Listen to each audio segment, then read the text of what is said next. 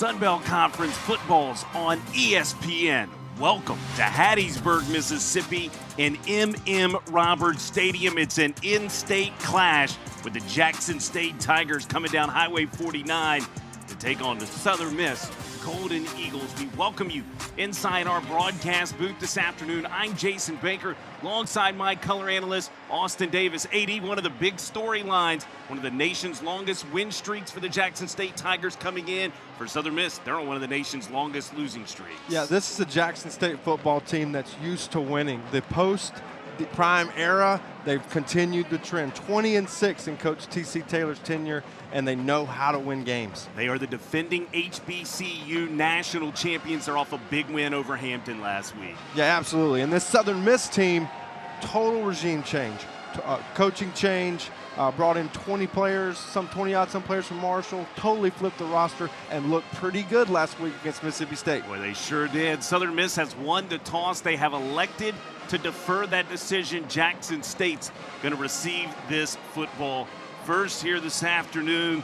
As you look at the Golden Eagles and those black bottoms, gold tops, white numerals. You mentioned the Golden Eagles. It was a first half, a fast start where they looked prepared. They fit the defense really well against that SEC opponent in Mississippi State a week ago. I think you hit the nail on the head with the word prepared. They looked ready to play. They matched up really well. As you see a lot of times when your Sunbelt team plays an SEC team, maybe late, the other team pulls away, maybe a little more depth. It's a dangerous return man. Travis Terrell Jr. led the FCS with 2 kickoff return touchdowns. Matter of fact, you have the 2 best return men in all of the country at their respective levels. Ian Foster as well. More on him later for the Southern Miss Golden Eagles. We are underway. Ball from the far hash. It'll be deep through the end zone in a touchback. And Jackson State's offense will begin this afternoon. AD, they're led by a guy you're going to love, a dual threat QB out of Syracuse, Jacobian Morgan. He's a Mississippi kid out of Canton High School. T.C. Taylor recruited him out of high school. When he got into the portal, he knew 100% he wanted him to be a part of his program. And a little bit later on, an HBCU national championship. Yeah, a lot like this Jackson State football team. This is the preseason SWAC Offensive Player of the Year. He's been in a lot of football games and knows how to play. We're also going to see Ahmad Miller, who had a big game last week, went for 180, and then Chris Jones for Southern Miss was all over the field. Yeah, 13 tackles for Chris Jones. We've got more on him as well later on in this broadcast. It is a spread-style attack with a run emphasis for Jackson State. It's important for them to establish the run according to Coach Taylor. And in motion, Morgan leaves it. It's a deep running back room. Travis Terrell Jr. with the first carry for Jackson State. They had 5 backs with at least 2 carries a week ago in the win over Hampton. Yeah, so it's a running back by committee. Whoever gets the hot hand is going to get the carries. You see Terrell there, only 5'9", 170, but not scared to run it down the middle. Once more, the run game. He's picked up by Travis Terrell Jr. Amir Foster had the tackle, kind of a shoestring tackle, if you will. Good start for Jackson State. You want to come out, you want to establish the line of scrimmage, and they've done that on the first 2 plays. It is 3rd and short. Line to gain is the 35. Hard snap count from Jacobian Morgan. That defensive line, it's been thought to be a strength for this Golden Eagles.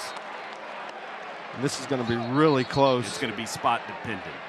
Yeah, really good job up front by Southern Miss, just wadding that thing up. Another inside zone, and it looks like they're going to give them the first down. At the nose of the football, touching the 35. There's Coach T.C. Taylor. He's on Deion Sanders' staff. Coach Prime, who changed the culture, the identity of this program. It was already a proud program, rich in tradition and history.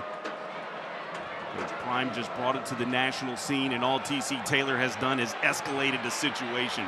Ball downfield, thrown up. That's Jonas Vertillion who came down out of bounds. Coverage applied that time by Jalen Richard Jr.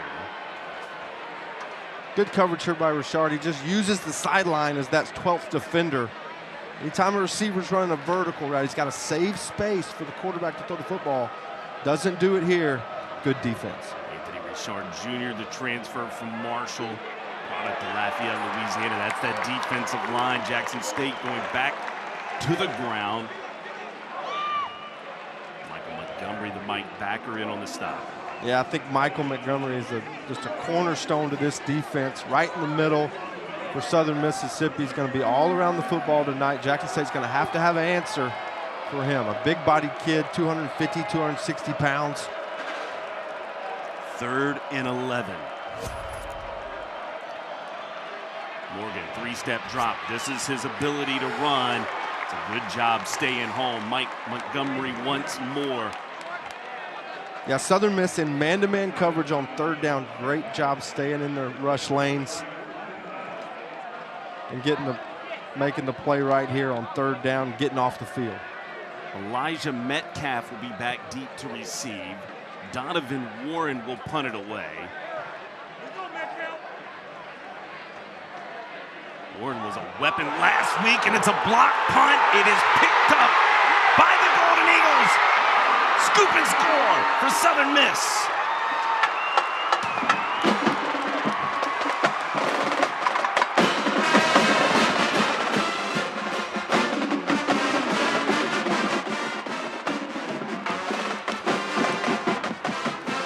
Southern Miss with a game-changing play early on special teams. It's been since 2011 since Southern Miss has blocked a punt or field goal and made that type of play on special teams. Look at the energy from Charles Huff. He knows how important special teams and big swing plays can be in games quite like these. Snap is good, hold is good, the kick is up and true. Special teams play making a scene here in Hattiesburg. We'll be back with much more.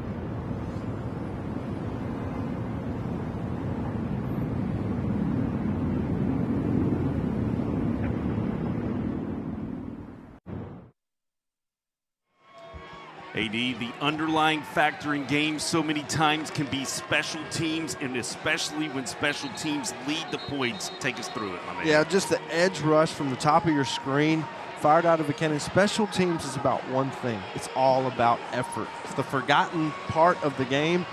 Speed off the edge, and then you get the scoop and score. You want to get the block. You're happy to get the block. You plan for it all week, but not only do you get that, but you get the scoop and score. 7-0 Southern Miss. Amir Foster was the man who blocked it, the safety for the Golden Eagles. Zach Ruffin, how about a freshman in only your second game of college football, a scoop and score for the Golden Eagles. They lead 7-0. Can't let your guard down here, though, once more.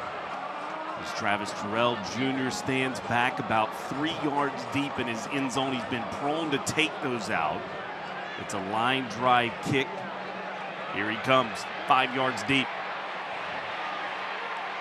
And he is going to be chopped down right at the 13-yard line. Let's go back once more to that block. This was the play. This was the edge rush. You see Amir Foster, AD. Yeah, it just comes off that. Great job getting his hands to the kick point, and then a good bounce. And there's Ruffin right there at the point of attack, scoop and score. And there's nothing better than a special teams coach getting a big play like that. They get so excited, so good for your football team.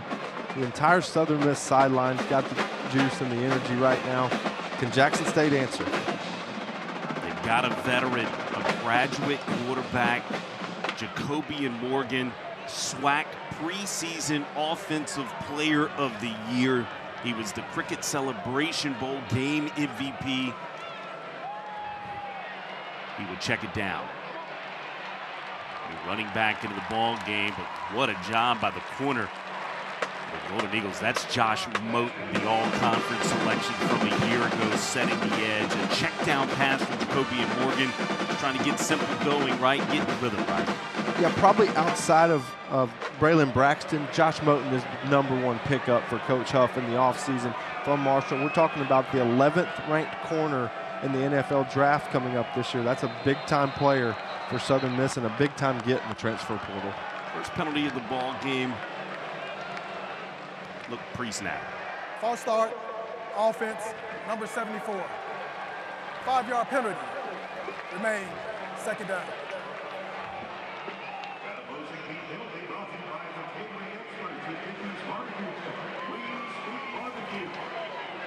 Ahmad Miller was the running back who had the reception on first down, but now a 5-yard penalty puts it to second down at 15.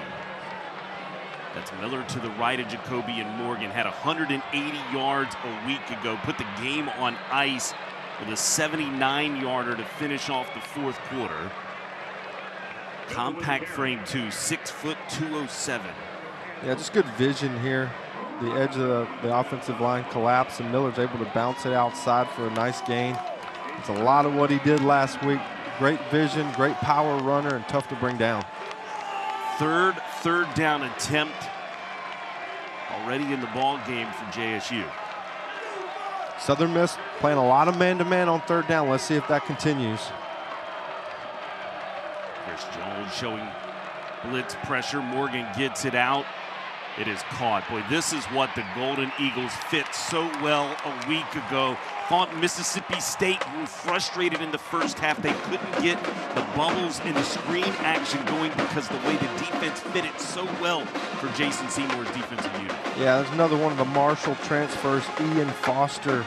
They're at the point of attack.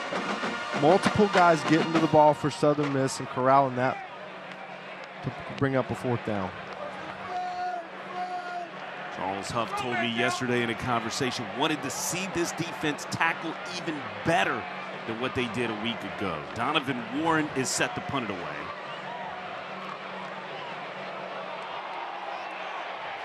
Sky kick. Elijah Metcalf will take it. Around the 47. He might have got forward progress to the 49 is what they will give him. There is a flag on the play.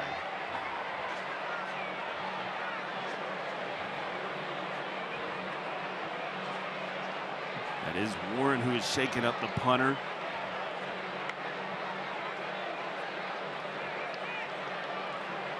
Run into the kicker. Defense, number 96. 5-yard penalty from the previous spot. 1st and 10. That's probably what that punt block would get you, the penalty on the next one. Everybody wanted a piece, right? That's right. I mean, he's going for it. He's trying to extend up over the up back. But if he doesn't tip that football right there, he falls into the punter. That's a good call. It is a mistake, though. Donovan Warren being checked out. The athletic training staff for JSU. Your impression so far, the start of this ball game defensively, right? They get the stop on third down now twice against this JSU offense. What's impressed you so far early? Well, I think Southern Miss tackling well. Defense is playing really sound, getting to the football, and then you can tell there's an emphasis for Southern Miss on special teams, making a difference in the kicking game because they're not playing prevent. They're going after all the kicks, and we'll see if that continues, see if Jackson State wants to throw a fake in there. But they're definitely trying to make a big impact in this game with special teams. Been a lot of man coverage early for Jason Seymour's unit. This Golden Eagle defense, they have challenged Jackson State wide receiving corps, who's without one of their top stars today, Shamar Savage, not even here with this team. Injured against Hampton. And here's a speed sweep coming near side. Finally bumped out of bounds. That was Janalen Dupree. Speedy slot receiver. Boy, they've got two inside guys in Janalen Dupree and Nate Rimbert. They really love. Both 5'8", both around 160 pounds. Yeah, it's extremely shifty and hard to bring down. I love the design there with the return motion to get numbers into the boundary. Jacoby and Morgan's pass is tipped up in the air. And that was a heads-up play by Jacoby and Morgan to make sure that football got back to the turf. It was just hanging in the air for a Golden Eagle defender to get underneath. Yeah, tip balls of that nature usually do not find the ground.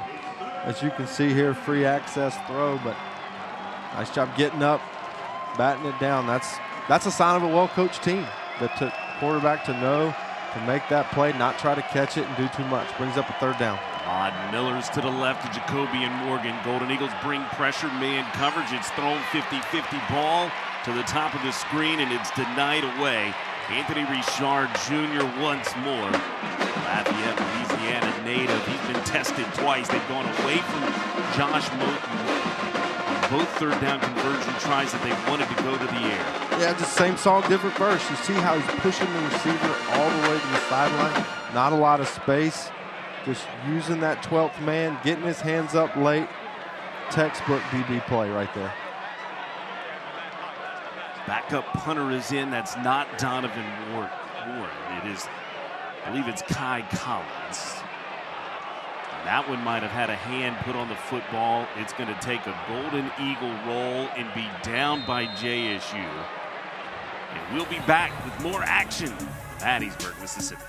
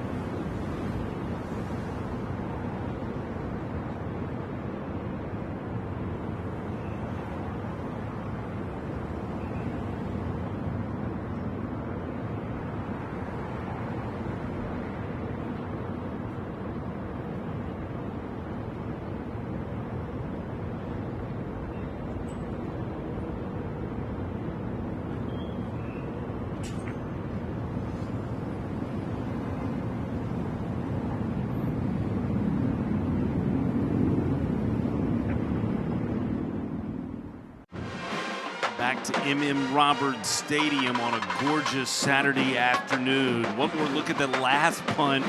Austin, we believe another hand got in on another punt. There it is right there, the left hand. Southern Miss again bringing all out pressure. No prevent, not trying to set up a return, trying to block kicks. You got to believe this much action in the kicking game for Southern Miss that they saw something through the week of preparation and said, here's something we can go exploit. And now it's up to Jackson State to adjust, because if they don't, the field position battle is going to get ugly. Braylon Braxton and his offensive unit returning today on the defense for JSU. The nose guard from a year ago, Jeremiah Williams, didn't play last week. Yeah, and he is a monster in the middle of this defense. The core holds it all together. Hard to move, plays with a high motor, and he will be a factor. Shovel pass, near side. That looked like Tyshawn Chapman, choose me. That's Elijah Metcalf with the shovel pass from Braylon Braxton. Looked like Reed Pulliman just running sideline to sideline from the linebacker position to make a nice play. Southern Miss going fast. They started in kind of indie tempo to begin last week. Here's a pass to the back corner, and it's dropped. A dime from Braylon Braxton to Carl Chester.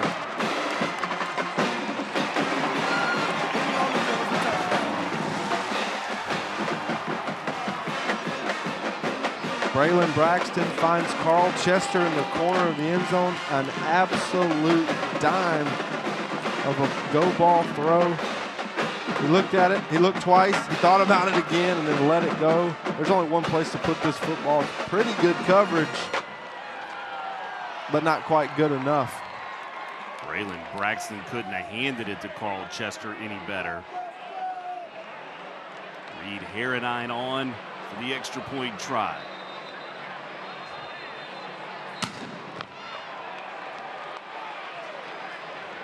Timeout. Jackson State. This is their first timeout of the first half. 30 seconds. So the Tigers pre-kick call a timeout.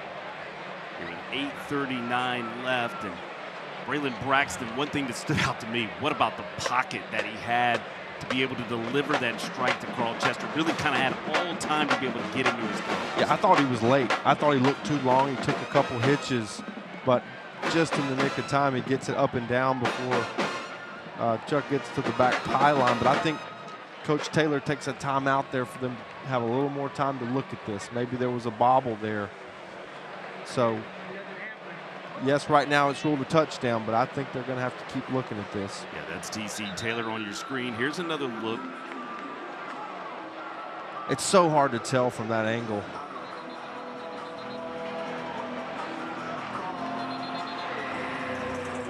Let's see this back look here. The ruling on the field was a touchdown by Southern Miss.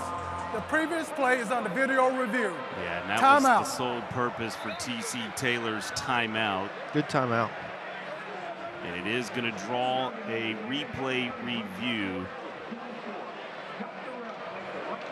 to see if the catch was fully completed. If there's going to be an angle in that south end zone to be able to show whether enough evidence could be there to overturn this call. What a play to begin for the offense. Literally on the second offensive play, it would have been a 33-yard touchdown pass if it holds up. A really nice play by Carl Chester to try to get down. He knew he was running out of space. He's trying to get a shin down, anything down. I think he's in. It's going to be hard to overturn. There's not a lot of video evidence that would suggest that you should overturn this. There's some bobble.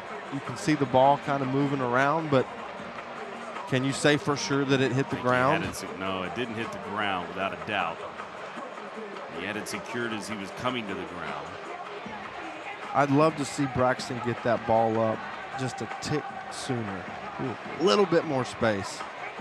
Throw it now. It's one-on-one. You know what you got.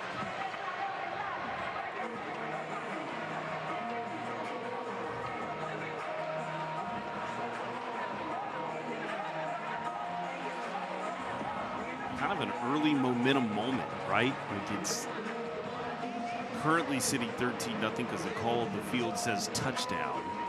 Southern Miss couldn't have scripted a better start to this football game.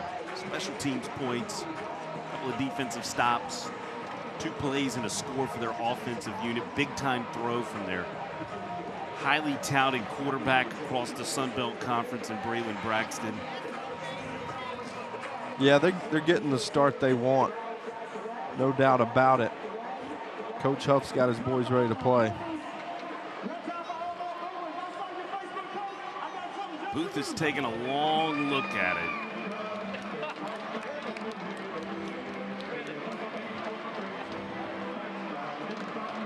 I definitely think there's something demoralizing for a football team, a coaching staff, when you get off on special teams and you're struggling to get a kickoff. It just kind of gives you that tough feeling. It's like if we can't convert and we got to punt, and we're kind of in real trouble. Well, so they've got to get that fixed. They've got to figure out what to do. The realness of the situation right now for Jackson State as well is, right, Donovan Warren was not out there on the last punt. So not only have they had issues with the first-team punter, now they're in the backup punter role and still having protection issues to be able to get a punt off. And you don't go into many games thinking you're going to get to your backup punter. It's just not part of the process. The receiver did not sustain possession of the ball going to the ground. It'll be 3rd and 4 at the 27-yard line. Jackson State will not be charged a timeout. They have their full three timeouts. Well, there you have it. The completion of the play, and that you could see that as Carl Chester was sort of sliding into the out-of-bounds territory, the slight bobble. Yeah, I think it was possession ultimately that they ruled on, saying he never completely had possession because the ball was sliding around. And that's going to bring up a 3rd down for Southern Miss, I believe. Converted 52% last week against Mississippi State. It's a much improved statistic from last year. Very much improved. 3rd down is a big point. A lot of it's got to do with the down and distance of it, right? Sure. 3rd and 4. This is manageable. You're really in that territory. If you want to roll the dice early and maintain Old Mo in your corner, probably could think about 2 plays here. Yeah, I think you're in 2-down territory for Southern Miss, so you can still run the football here if you need to. Metcalf in motion. Braylon had it slip out of his hand. In the forward motion of a pass, it'll fall incomplete. The quarterback hand was moving forward, therefore it's an incomplete pass. 4th down.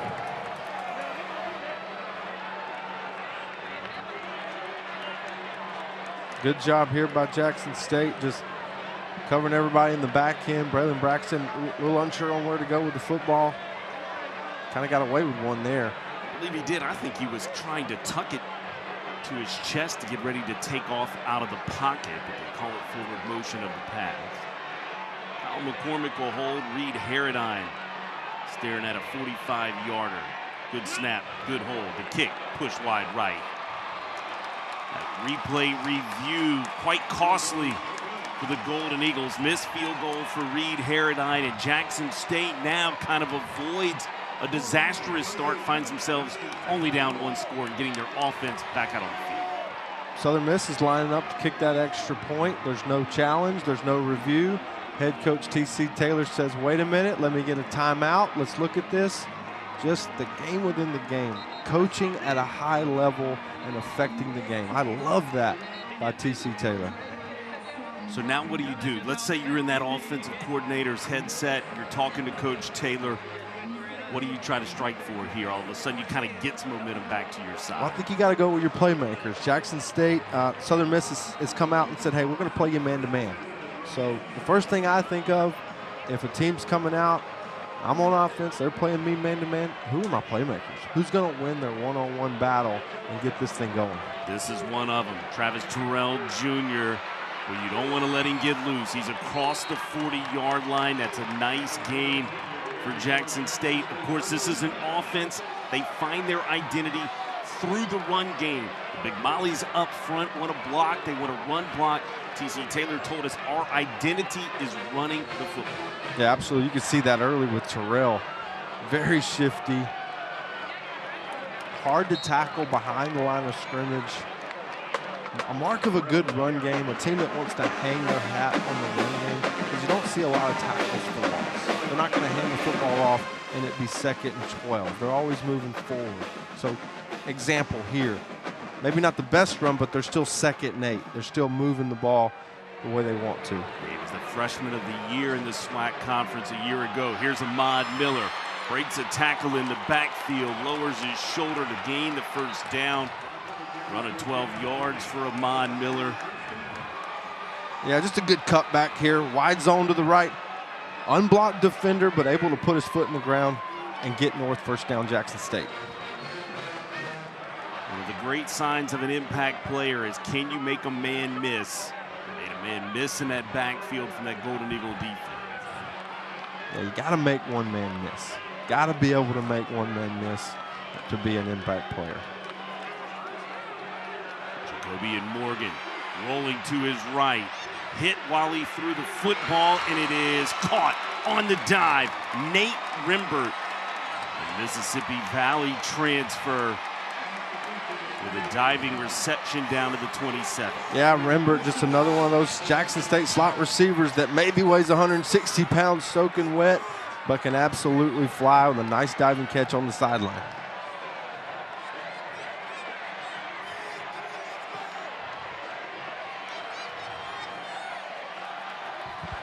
Just outside the red zone is JSU. Jacoby and Morgan leaves it straight ahead, banging his way forward in that deep running back room. This is Amari Matthews, who scored the first touchdown last week for JSU against Hampton. Timeout official. Well, this is not what they want to see. Isaiah Gibson Sr. down on the field. Injury timeout in Hattiesburg. We'll break away. We'll be back with more Sunbelt Conference football on ESPN.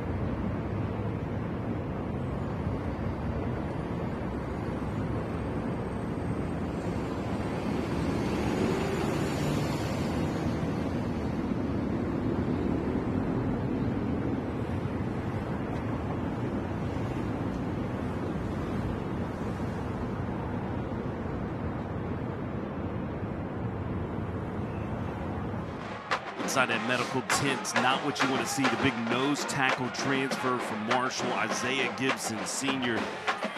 dealing with a little bit of a hand injury. Just got his hand kind of caught up in the play. He's a guy called the biggest heart on this team. Had a season-ending injury. That was 2 seasons ago. Busted play for Jackson State, but it is caught. That's Janalen Dupree, who makes the reception down to the 22-yard line. Kind of a funky start to the start of that play for Jacoby and Morgan. Yeah, and to the Isaiah Gibson point, this is a part of the Southern Miss defense that Coach Huff circled on the roster that he felt like he needed to flip to get this football team back where they deserve to be. And Isaiah Gibson's a big part of that. Jacoby and Morgan's under pressure. He's going down. What a sack. For the Golden Eagle defense, the pressure was applied first by Jabari Ishmael. Cleaned up by Mason Clinton in on the play, as well as Jamon Tapp. Yeah, Jabari Ishmael, 6'6", 270 pounds, playing with a high motor, good speed. Southern Miss swarming to the football, and a big stop to force this field goal opportunity. And Josh Battle will get some credit on a sack as well. Gerardo Beza's on for a 46-yard attempt. The kick is up, and it's good. Jackson State's on the board, and Hattiesburg here with 4:45 to play in this first quarter.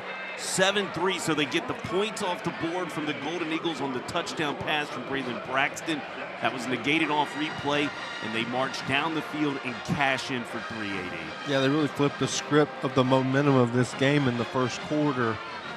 Getting the football back, making the stop, missed field goal by Southern Miss, down the field and get points. Just getting points right there was huge. Caps off an 8-play, 38-yard drive of 3 minutes and 45 seconds for Jackson State. Tell you what it also tells me, the veteran presence for the Tigers shows on that offensive drive, right?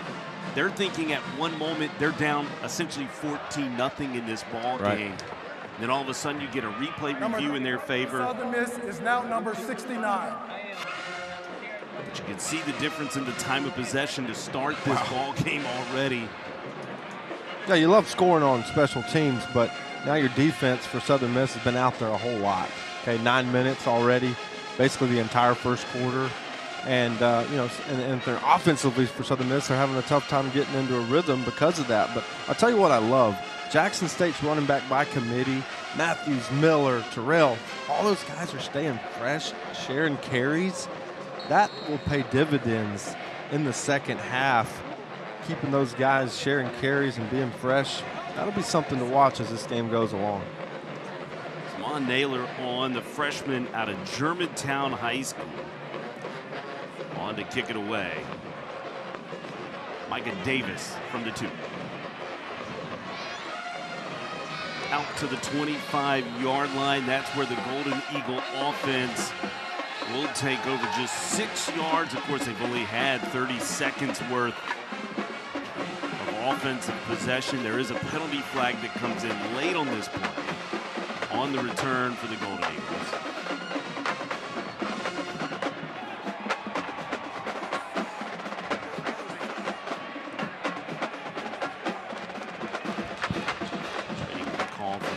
Livingston. The referee today, Sunbelt officiating crew.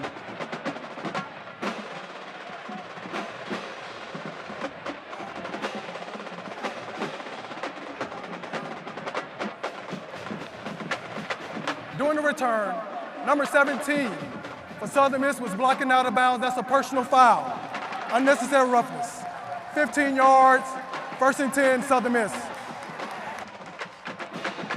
What has been a half the distance.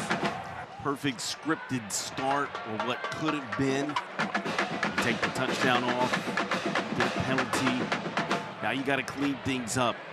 This Golden Eagle offensive unit's got a responsibility and an opportunity here to put a response in a drive, essentially to reassert momentum back to the Golden Eagles, right? Yeah, you're starting to lose it a little bit. You see Mike Montgomery there on the sideline doing a great job blocking physical, but once you get across the line, you just got to be disciplined enough to let go. You got to toe that line and then step away. That's a good call.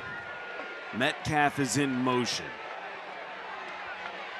To give to Jeffrey Pittman, left side. Boy, you can see the burst, the patience out to the 23-yard line. That's a 10-plus yard pickup to move the sticks for the Golden Eagles. Yeah, good patience by Pittman, waiting on that hole to develop. Braxton quickly out to Metcalf. Across the 30, near the 35-yard line is where Elijah Metcalf will go. Metcalf had a couple of catches for 13 yards last week against Mississippi State. Native out of Charlotte, North Carolina, the Marshall University transfer.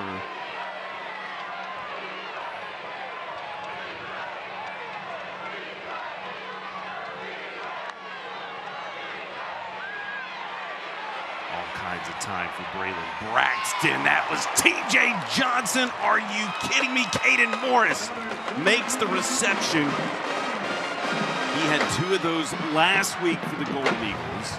Timeout. Official. Wow. Talk about climbing the ladder. What a play. Caden Morris, the Western Michigan transfer, 5th-year senior out of Denham Springs, Louisiana. You won't find a better catch. Just incredible. Long, rangy tight end going up top, making a play for his quarterback.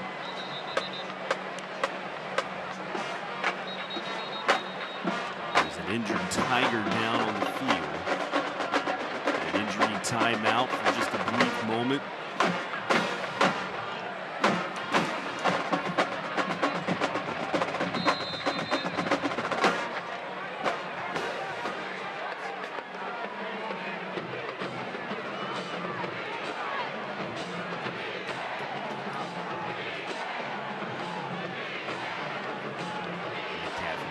Once more, Braylon Braxton going right back up to the top of the formation for Carl Chester. Yeah, Carl Chester on just a little free access 5 and out.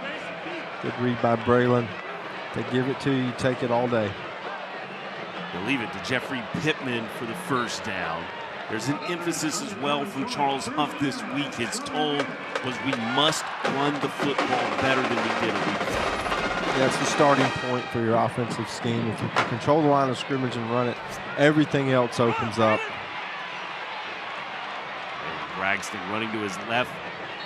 I like to describe him as an efficient runner, Austin. He just kind of takes what the defense gives him when he's going to use his feet to get it. Yeah, it's a big part of his game. It's got to be a part of his game to stay on schedule, not take unnecessary sacks. Defense does a good job in coverage. You got to make them pay with your legs. Rushed for 58 yards last week against Mississippi State with Braylon Braxton. Steps up from his back foot. Boy, he can spin it. Micah Davis trying to make an acrobatic catch. You can't haul it in. It'll fall incomplete. It's like Eric Simmons on the coverage. Just a really nice job. Double move. Doesn't take the bait. Gets hand-to-hand contact. Nice job not getting the defensive pass interference there. Just a good play. It's the sophomore K.J. Chisholm. This is a cornerback room. T.C. Taylor said he was monitoring last week, wanted to see what their play looked like. He thought it looked awfully good. They had an INT on the back end late in that ball game against Hampton. Braylon Braxton has all kinds of time. He was going to an option route. He was running back Jeffrey Pittman, who was trying to convert the third down, but it falls incomplete. We do have a penalty flag. Holding. Defense, number 5. 10-yard penalty from the previous spot. Automatic first down. That's on arguably the best player on their defense, Shamar Hawkins, their nickelback for JSU. Yeah, that's a tough penalty there. You get the stop. You hate to see that if you're Jackson State. Just give Southern Miss a free first down. They're struggling to get any flow and momentum on offense, and then you just give them a freebie.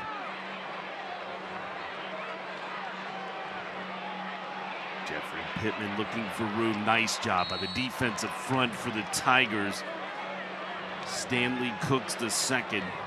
Out of Gainesville, Florida, making a stop. He had 3 tackles and a sack a week ago against Hampton.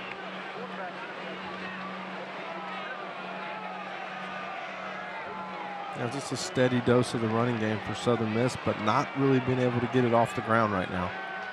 Just 16 yards rushing.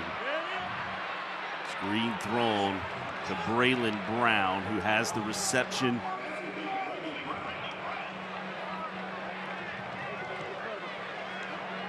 Trying to get the ball in the perimeter with a tunnel screen. Great execution. Jackson State defense running sideline to sideline. Brings up another critical 3rd down for Southern Miss. Yeah, 3rd and 6. They're 0 for 1 on 3rd down. Braylon Braxton trying to make a play. Oh, boy. Look at this. Acrobatics from QB1. Lowers his shoulder and gets inside the 15-yard line.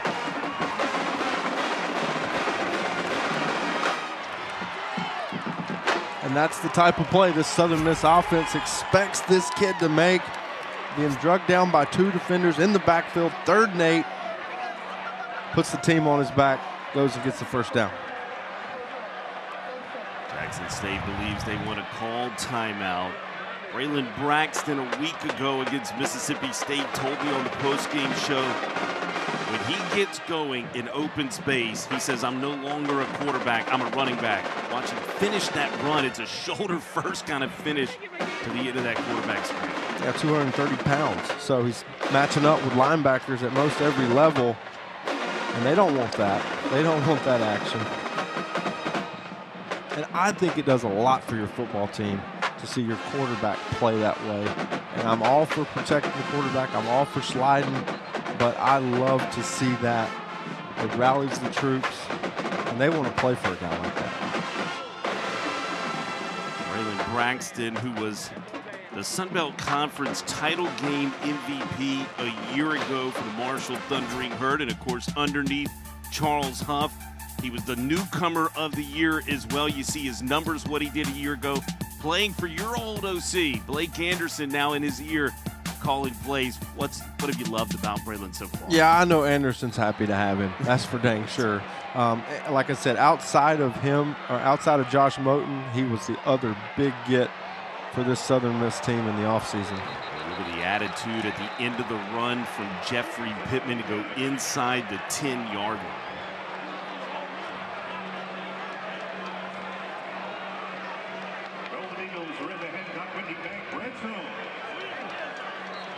Good physical contact in the hole. Hard running Pittman up against Jones. He lost his helmet. He'll sit out of play. Inside linebacker of this JSU defense. Braxton surveying the field. Wants to go up top. And that's caught. Touchdown, Southern Miss. Braylon Brown, former teammates in the green and white, now wearing black and gold. And it's 13-3, Southern Miss.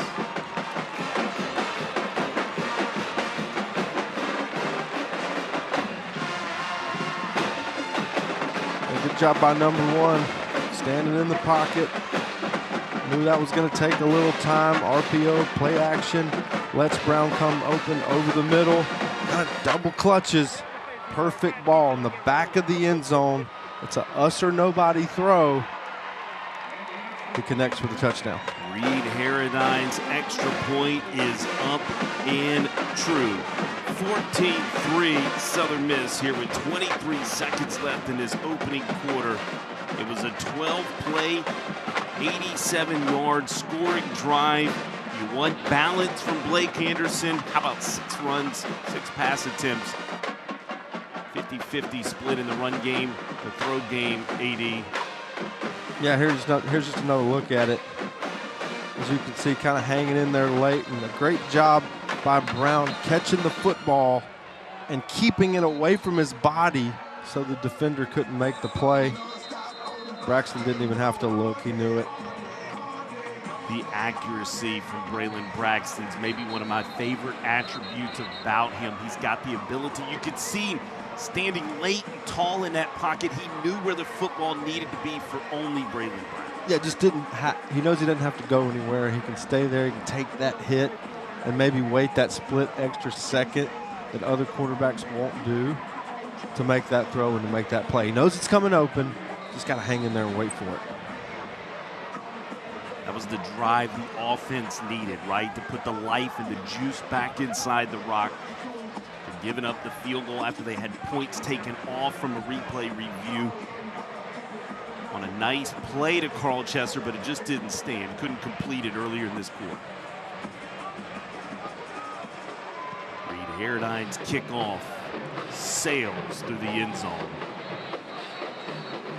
It's one way to negate the return game of JSU, not allowing Travis Terrell Jr. to be able to get going in the return game. Talked about he led the FCS in kickoff returns and touchdowns a year ago.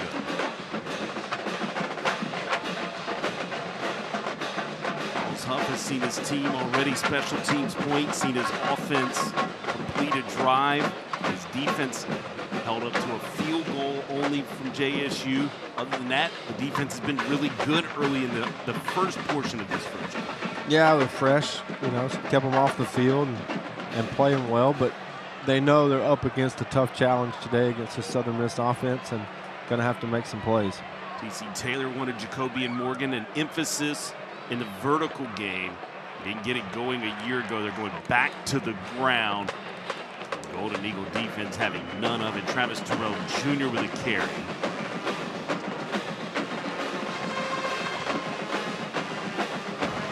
Timeout.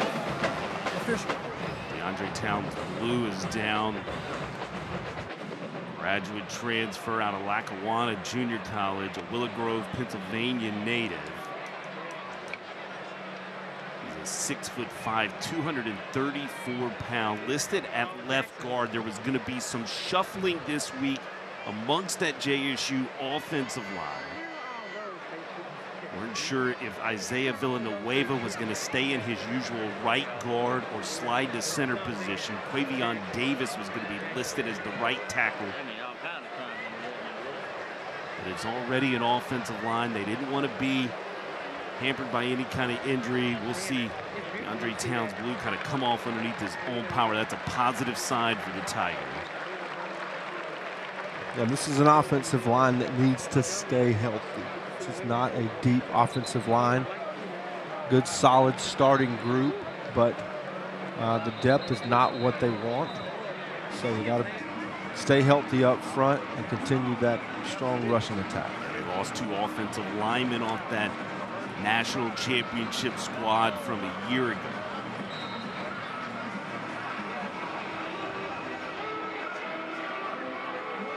So the clock will roll after the injury timeout with the run play down in the field of play, and that's it. An intense first quarter between JSU and Southern Miss. A lot of action.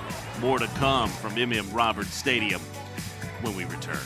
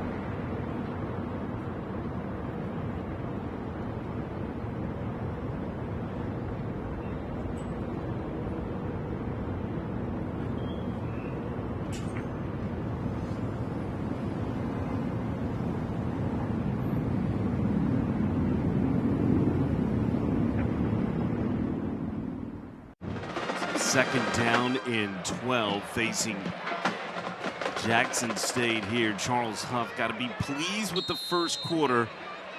Maybe that one post play penalty on Mike Montgomery, and up the gut goes Travis Terrell Jr. in space. Will be ridden down out of bounds. Josh Moten, the man with the tackle at the 30-yard line of the Golden Eagles.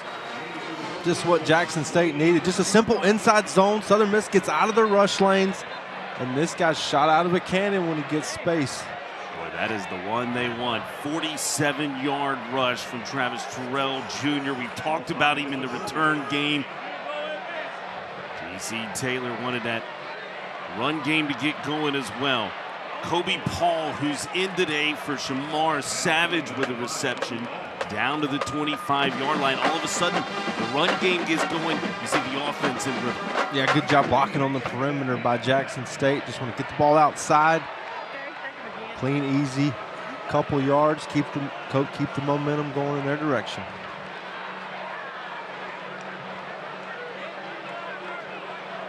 Mod Miller is the tailback right. Jacoby and Morgan under pressure. He can scramble a little bit himself, trying to work down to the 20-yard line. He's near another first down for Jackson State. Good play by Morgan. Didn't like what he saw. Got pressure early. Protect the football. Get your team to a 3rd and 1. JSU 1 of 5 in this ball game on 3rd down so far. High snap. Morgan gets it back into the belly of Amari Matthews, who's in. It's a touchdown, Tigers.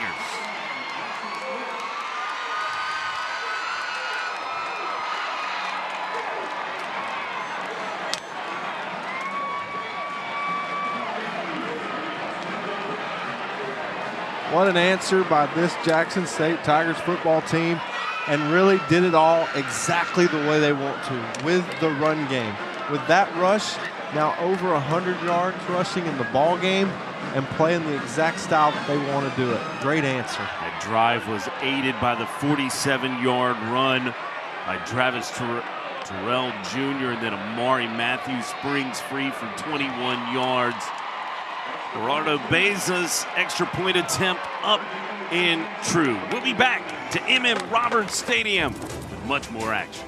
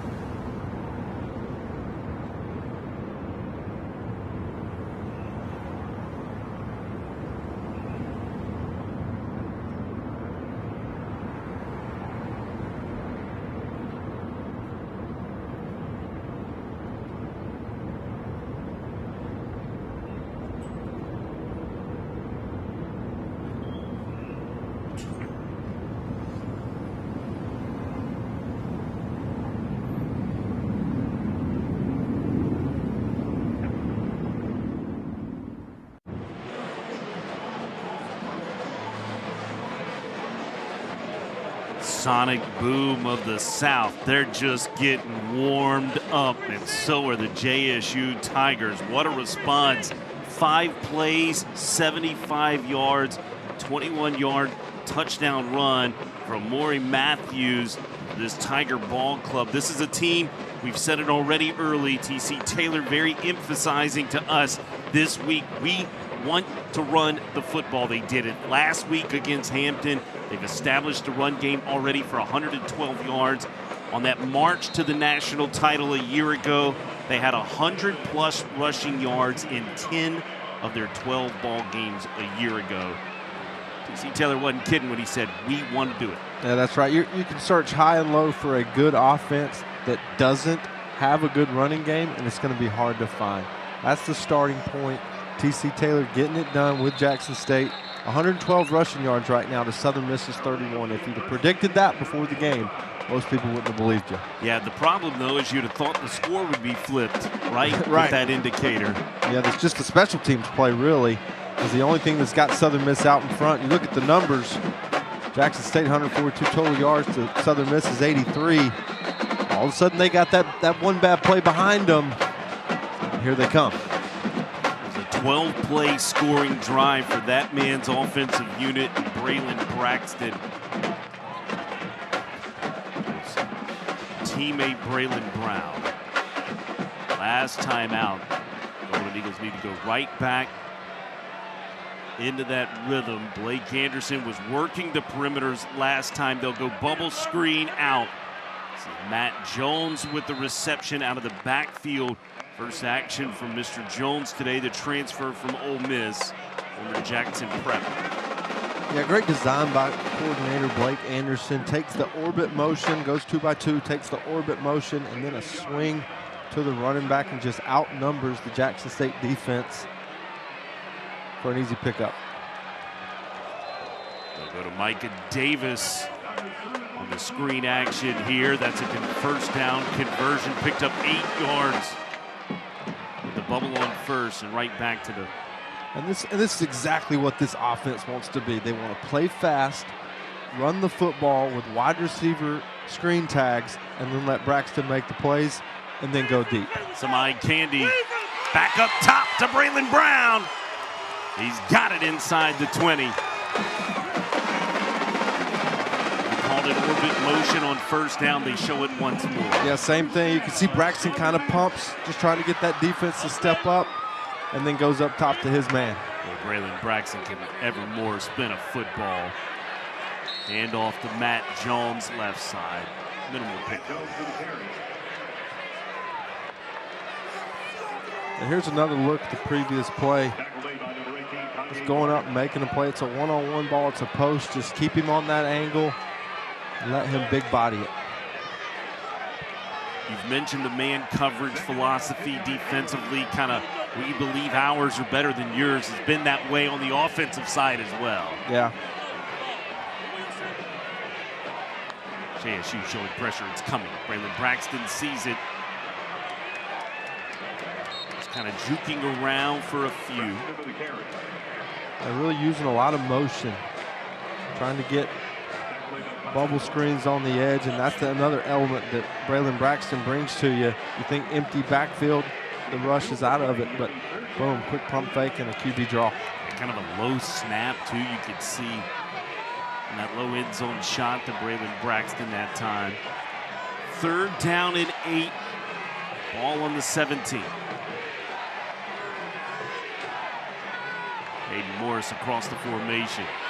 Pressure coming. Braylon Braxton avoids it. He's going to throw it on the run. Boy, he was threading a needle to his tailback, Matt Jones. It falls incomplete.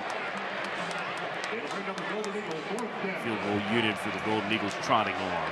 Now, it really looks like Jones got free. Great job by Braxton getting to the edge, but maybe just put a little more air under that. Throw it over the top. I thought he had him. What a throw. The ability to see that from Braylon Braxton. You could see the corner having sort of a lean to the sideline. 35-yard kick for Reed Harrodine. We'll split the uprights. Field goal good for the Golden Eagles. They respond with 3, 17-10. One possession ball game. Got a good one brewing in the Berg. We'll be back.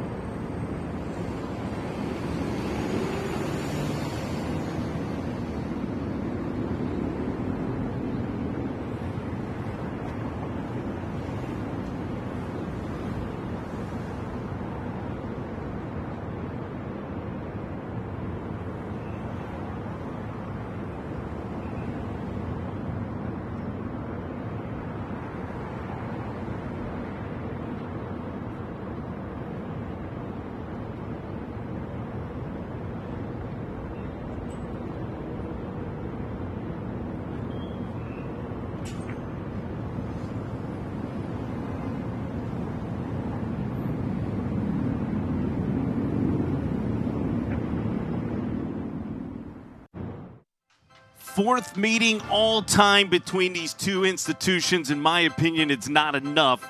The first was in 1987. Southern Miss won 17-7. It was the first time, and it was significant. One of the big three institutions in Mississippi took on an in-state HBCU.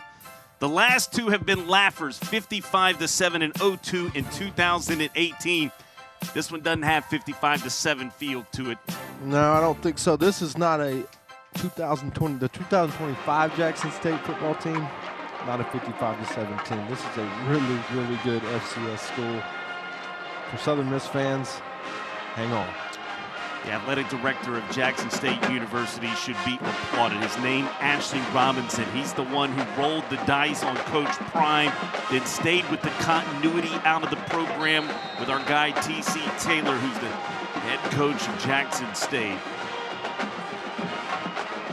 This program, this football program, as we said, already rich in tradition and history, but I believe now became more revealed to the national level. Reed Harradine on to kick it away. Terrell Jr. will see this one out of bounds. A mistake from the kickoff team for the Golden Eagles. Kick out of bounds, kicking team. Ball being placed at the 35-yard line, 1st and 10. Good field position to start this offensive drive for Jacoby and Morgan. You're Charles Huff. What's going on inside that headset? What do you think the conversation, the tone for this ball club is to this point early in the second quarter? I don't think he's surprised. I think he knew he was going up against a football team. Anyone that knows football with his background, he watches film. This isn't a game you roll your hat out there and just win. I think his Southern Miss football team's prepared for a good battle. You know, sometimes we get caught comparing conferences and comparing last year's scores and things like that, but I don't think he's surprised one bit. His alma mater was Hampton as well. Very familiar with this level of play. Ball at the 35 near hash. Austin Jacoby and Morgan so far 5 of 8, 30 yards through the air, but it's been the run game that's aided this offense, 112 yards of it. Ahmad Miller in motion. He was going into a pistol formation, but there's movement up front early. Snapping infraction, offense, number 62. 5-yard penalty, remains 1st down. Almetrius Smith Jr. fifth-year senior out of Coahoma Community College. Yeah, Clarksdale High School, just a wonderful high school program, been really good in the north part of state Mississippi for a long time. So Smith, from a young age, been playing high-level football. It's Miller in motion. They want to leave it to Ahmad Miller. He avoids the tackle of Bradarius Lewis. He will make it outside, make something out of nothing, does Ahmad Miller. JSU in their first 3 drives in this ballgame had 67 yards. 75 of those came on their next drive, for their total yards up around 142 already in the ballgame now. Yeah, this run's all Ahmad Miller. Southern Miss had this play stopped in the backfield, but just his ability to get to the outside and make a positive play, all talent. Trips to the field.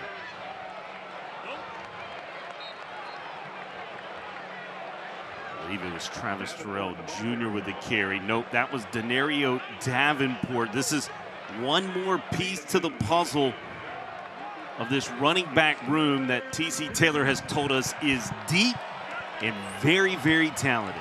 Yeah, you can tell. I mean, got some really good backs, and he's trying to get all of them the football. 3rd and 10. Golden Eagles twist action, screen thrown. There was pressure in the face of Morgan that affected the throw. Jason Seymour, the defensive coordinator, is a defensive maestro with pressure and twist action. This is all-out pressure by the Southern Miss defense. This is a huge play to bat this football down, because if you could dial up an offensive play versus pressure, it's that screen right there. They had the perfect play for the perfect pressure, and Southern Miss got away with it. Yeah, Bradarius Lewis affected the throw from Jacoby and Morgan. Donovan Warren has returned to this ball game. Good punt. Taken by Elijah Metcalf in space. Across the 35 and up to the 40-yard line. Golden Eagle offense is coming back on the field when we return.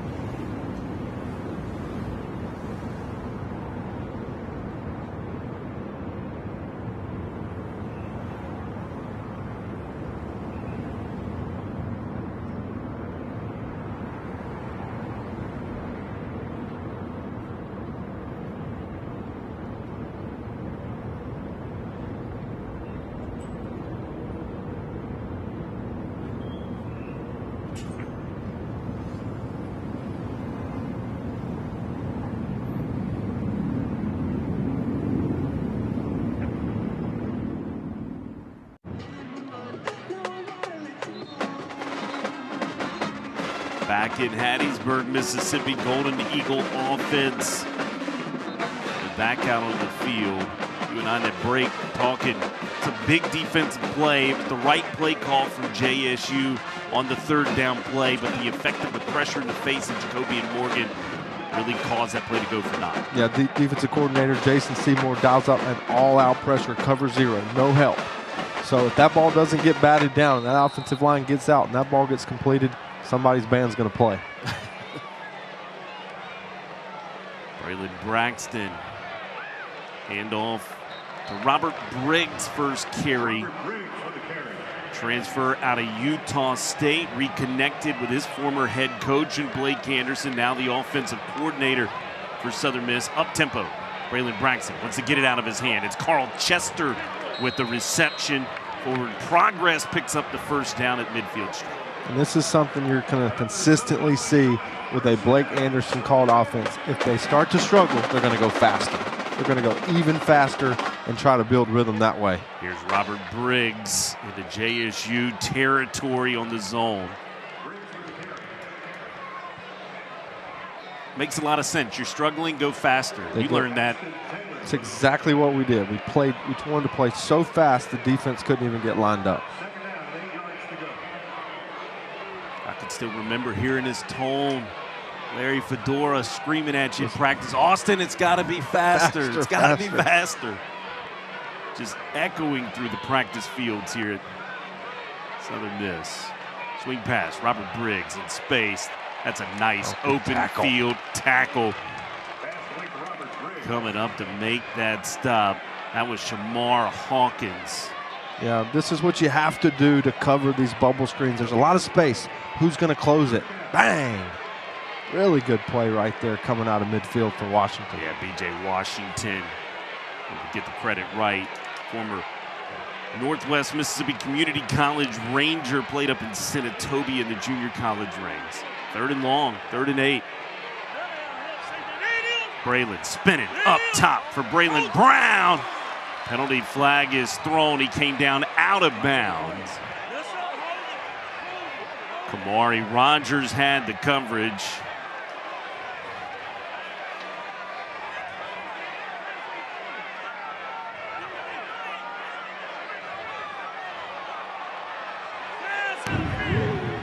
Holding. Defense, number 1. 10-yard penalty from the previous spot. Automatic first down. You may be sitting at home wondering, why is it not pass interference but defensive holding? That's because the penalty infraction occurred before the ball was in the air. So they're not calling that action at the finish of the route. They're calling it earlier in the route stem for Braylon Brown. Yeah, let's see if we could see here.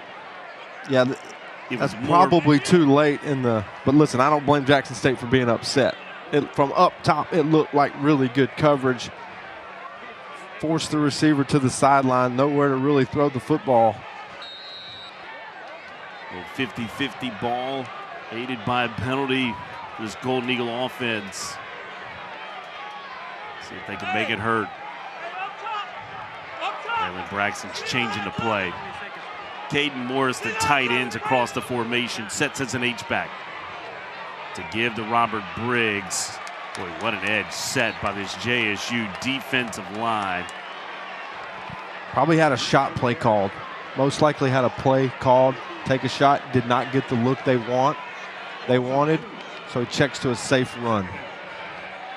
Demanye Lacey had to stop. Also saw a look at Quincy Ivory. Speed rush DN. That's him standing up right at the 36-yard line. Braxton, all kinds of space. Braylon's just going straight ahead for a few. Down to the 37-yard line.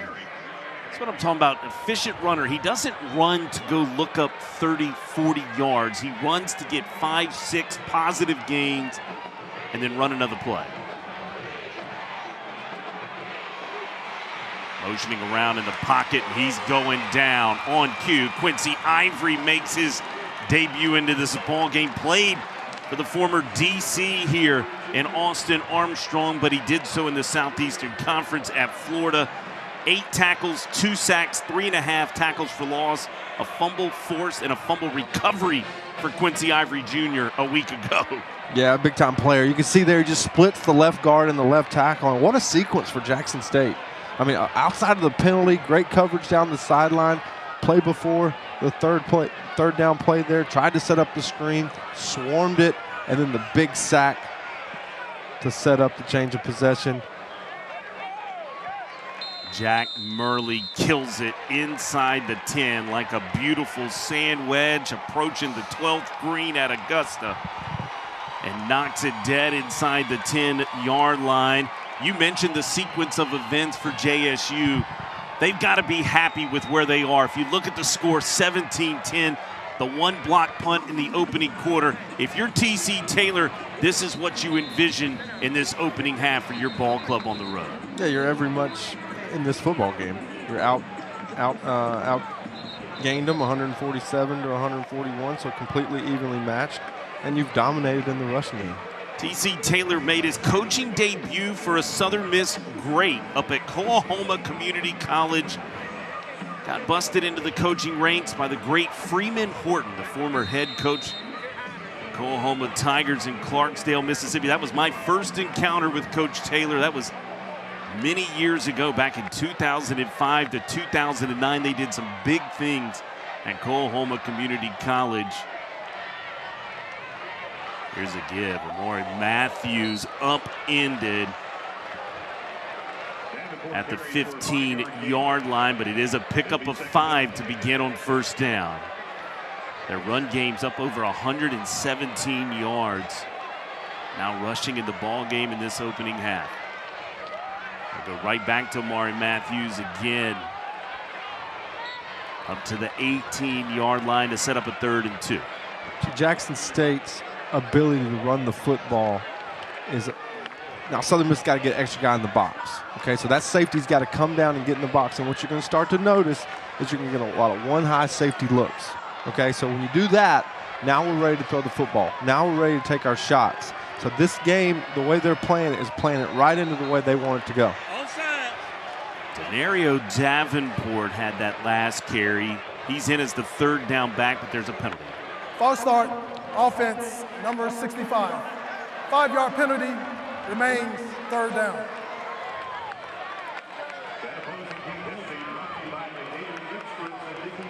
Yeah, Southern Miss just shifting the defensive line, really getting exactly what they want to. 1, cause confusion, or 2, create an offensive false start. It's a good sign Isaiah Gibson Sr. has returned to that defensive line. He's the nose guard, head up with the center right now. Jacoby and Morgan gonna have to go to the air here. 3rd down and 7. He'll spin it. It's caught.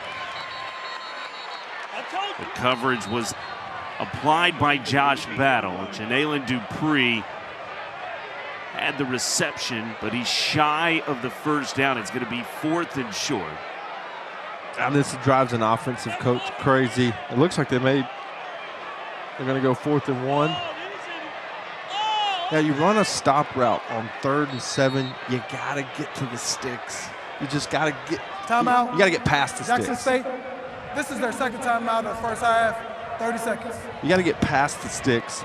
So now when you're coming back, that forward progress gets you the 1st down. That's just a football IQ play right there. JSU wants to take a timeout. They had their punt team ready. The offense was really signaling to the sideline they wanted to go for this. It's a rushing attack at the moment that's averaging 6.3 yards a carry. They have an identity that they want to imply into these games. But TC Taylor reiterated to us that this will be a team that will run the football. Surely it's a little too early for a gamble of this magnitude. I don't think so, Coach. They're rolling it. I think they're going backed up on their 19-yard line. TC Taylor said, came to win. Came to win. That's what he's telling his team right now. This is a roll of the dice. This is sitting on 7, hoping you hit 11 right here. 4th and short. Good push from the big uglies up front.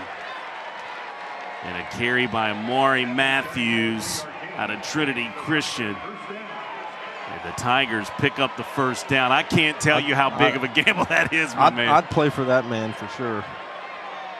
4th and 1, 1st half, backed up.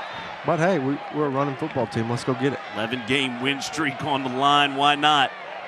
Travis Terrell Jr. jet motion. They give it to him on the jet sweep. Staying at home to make sure to make that tackle was Jamon Tapp. Yeah, excellent job by Tapp on the edge. First thing he does is he cuts this back. That's his first job. And then he has the athletic ability to redirect to go make the tackle. Watch it, boom, turn it back, now go make the play. Excellent job by Tapp on the edge. Charles Huff told me yesterday it's second or third round talent in that body of Jamon Tapp. He just needs the tape. He's a transfer out of Arizona State. That's him at the top of the defensive line, pressuring Morgan here. Spun out, good throw. Catch made by Nate Rembert. Nate Rembert is a wonderful story, a transfer within the SWAC out of Mississippi Valley State. He had 1,000 yards receiving for the Devils last year. That joins some guy named Jerry Rice, Tyrone Timmons, and Julian Stafford as 1,000-yard receivers in Mississippi Valley's history. Pretty good list. Nice catch made by Jameel Gardner Jr. You can really see Jacoby and Morgan's ability to throw the football with touch and accuracy on that corner out. They just laid over the defender. I love that. I've been impressed with his poise all afternoon. He does not look like this game is too big for him. Oh, some trickeration from the Tigers, but the Golden Eagles weren't biting. Staying home, making the tackle. Big number 5 for the Golden Eagles. That was J.J. Hawkins, not fooled on the backside. And there's a 2-minute timeout. Timeout. Here at M.M. Roberts Stadium. We got a great ball game brewing here this afternoon. 17-10 Southern Miss. You're watching Sunbelt Conference football on ESPN.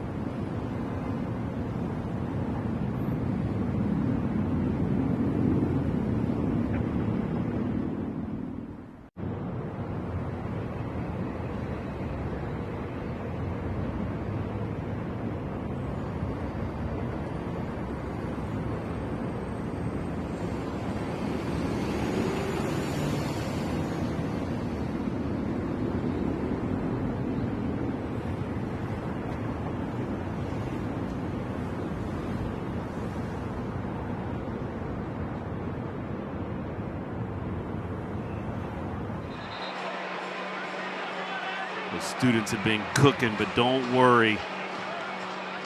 They've been highly hydrated this afternoon for this 4 o'clock kick. Lots of water and Gatorade. Yeah, all I'm morning. sure. Yeah, I was thinking otherwise, but maybe so. 2 in-state ball games to begin this 2025 season. It's a season that features 7 home games for the Golden Eagles. through this 25 campaign. Jacoby and Morgan with the football. Steps up in the pocket, and here he goes. Diving across the 40-yard line.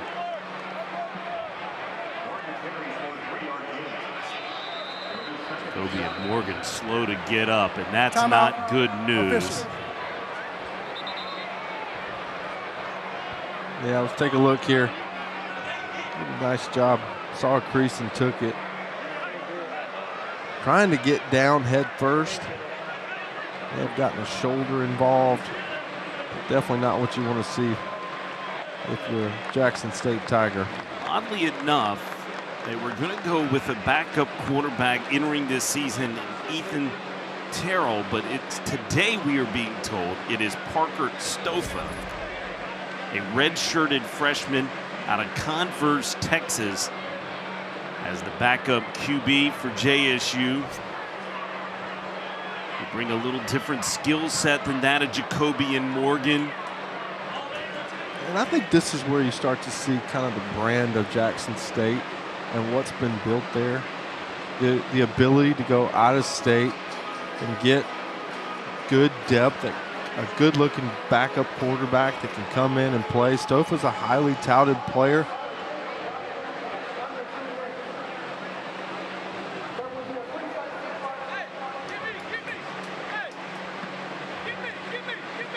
He attempted one pass a year ago, ran the ball one time for 13 yards. He appeared in that one game. That was against Alcorn State in the regular season finale.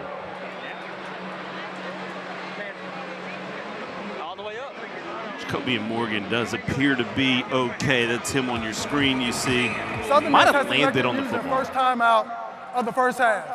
Timeout.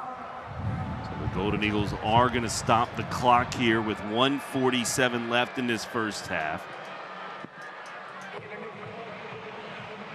So now that Southern Miss has called a timeout, brush me up on the rules here. Does he have to have one play? I do not believe so. I think he can return, so right? Morgan could return if he's healthy. That is correct. If he's good to go. Okay. That's what I thought. Here's they're going to give Stofa one play, though, or at least some action. We'll see. That's sort of the chess match taking place here inside of M.M. Roberts Stadium this afternoon. By the way, Sonic Boom of the South already out of the bleachers at M.M. Roberts. Going to be a joint halftime show along the Pride of Mississippi as well here this evening. Yeah, no question. Half the fans came for the football game. The other half came for the show at halftime. Yeah, as they should. Kind of like in this booth, right? You were here for the football. I just said, hey, let me show up today to hear the Sonic Boom. This is a world-renowned band that we're going to get to watch. You were still coaching in the league back in, or playing in the league back in 2018. You missed it the last time they came. It's a show. It's a show, my man. Buckle up at the half. I can't wait. Go get your cookie and get back here quick, okay? Parker Stofa stands in the pocket. Downfield, makes a mistake. Interception made. That's Amir Foster, the man who had the blocked punt, has an INT in his possession. I might have went with Morgan. That's a big mistake right there. Parker Stofa, they were going. How about the roll of the dice on 4th and 1, and they bring Parker Stofa in, trying to throw a seam route that Amir Foster slips underneath. Oh, yeah, good job by Foster just getting underneath it, but golly, coming off the bench, throwing the ball down the middle of the field. It's easy to second guess from this booth. I get it, but what a big play for Southern Miss to get the football back. Well, and it's huge as well. They've got 1 minute and 38 seconds to get some points. They also received the second half kickoff as well to the Golden Eagles as they deferred their decision. It's trips to the bottom of the formation. Jackson State showing pressure. Screen, Micah Davis across the midfield, striping into the 40-yard line area of JSU. Golden Eagles going to go up tempo. Yeah, just, again, a good play call right there against the pressure. Blake Anderson dials up the right call versus the pressure. Micah Davis across the formation. He'll get set wide to the top of it. Play action pass. Braden Braxton Now will step up, moving around. Boy, avoids the tackle. That was Ashton Taylor, the weak side backer, coming to his face. You got to give Jackson State a lot of credit in the secondary. Braylon Braxton has a lot of time for explosive play. They're playing sticky D on the backside. Pressure in the face of Braylon Braxton. He's going to drop it off. Jeffrey Pittman needs to make a man miss and can't. That was Shamar Hawkins, best player on the team, making a tackle for JSU in open space, and a timeout's called by Southern Miss. They want to talk about it. Southern Miss, this is their second timeout of the first half, 30 seconds. This is a big league tackle right here by Hawkins. I mean, in space, nobody else around you. You got to break down, got to tackle. Not the easiest guy to tackle in space. Wraps him up. Great play. TC Taylor, in his conversation with me this week, said this about Shamar Hawkins, said he believes he's the best safety ever. He's nominated for the Aeneas Williams preseason watch list, which goes to the nation's best defensive back at an HBCU institution. TC Taylor chuckled after he made that comment, said he probably believes he's better than Aeneas. Wow. He plays with that kind of swagger. Yeah. And that's what you need at nickelback, right? Golden Eagles have got a good one too in Ian Foster, but Shamar Hawkins has been on display already in this opening. Yeah, you're going to be in space. You're going to have to make tackles. You got to blitz. You got to cover. You got to play around the football. It's a great position to have an impact player of his caliber. Well, you're going to be asked to make tackles in open field against a tailback on a swing, just like he did a moment ago. It's 3rd and medium, 3rd and 6. Aiden Morris across. Hard snap count. Blake Anderson's getting a picture of the defense to Braylon Braxton.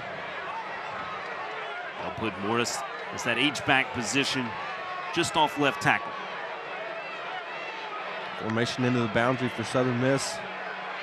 All kinds of time. It's dropped by Carl Chester. He would have had the first down. Sets up 4th and 6 for this Golden Eagle offense. You mentioned the coverage a moment ago. Look how much time Braylon Braxton's got. Yeah, great protection. Just a spacing concept. Man over the ball, man in the alley, and a swing route. Ran this play 1,000 times. Know it well. Good job by Braxton getting through the read, but just got to make the catch. Reed Haradine's longest field goal of his career is 50 yards. This will be a 54-yard attempt. McCormick's hold. Haradine's kick. Short. And it stays on the margin of 7, 17-10, with 43 seconds left in this opening half. And AD, you don't know how this one's going to play out, but later on in this game, if the Tigers are hanging around in this ball game still, you can highlight that defensive stop, not surrendering the points prior to the half when the Golden Eagles could have been almost a 14 to 21 point type swing with them getting the kickoff back to start the second half as well. Points after a turnover, huge. It flipped the total momentum of the game. So Southern Miss comes up with the interception, get the ball past midfield, and then nothing, not even a field goal for Southern Miss there. Jackson State, excellent job. Now they give themselves 43 seconds to go try to tie in this football game before half. I think Terenzo Quinn's got to be pleased with his defensive unit in this opening half. Jacobian Morgan is back in for JSU. Moving around a pocket high throw that falls incomplete. It's like Chris Jones there. Just the all over the place defender, linebacker for Southern Miss.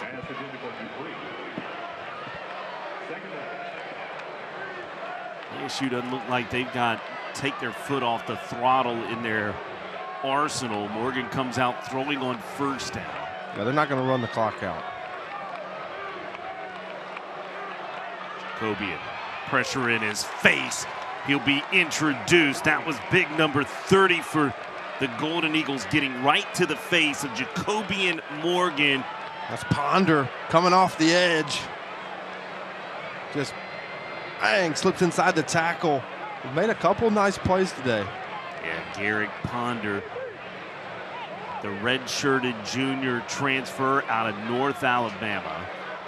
Played for the Lions, and JSU will take that sack and let the clock 1 out. Opening half is complete this afternoon. Good ball game, 17-10. Southern Miss on top. We'll be back with more of our halftime show as it continues along the ESPN family of networks.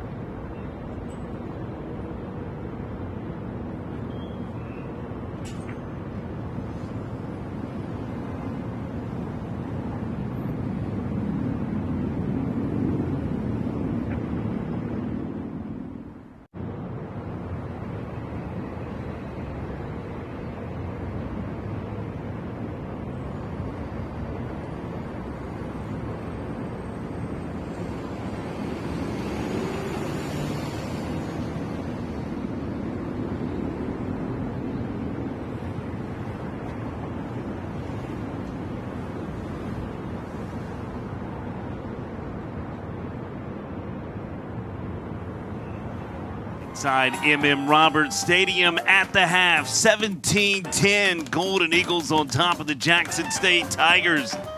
But there's never been a halftime show they haven't won. The sonic boom of the South getting ready to entertain this crowd here this afternoon. And Roberts will be back with much more of the action from Hattiesburg, Mississippi. You're watching Sunbelt Conference football on ESPN.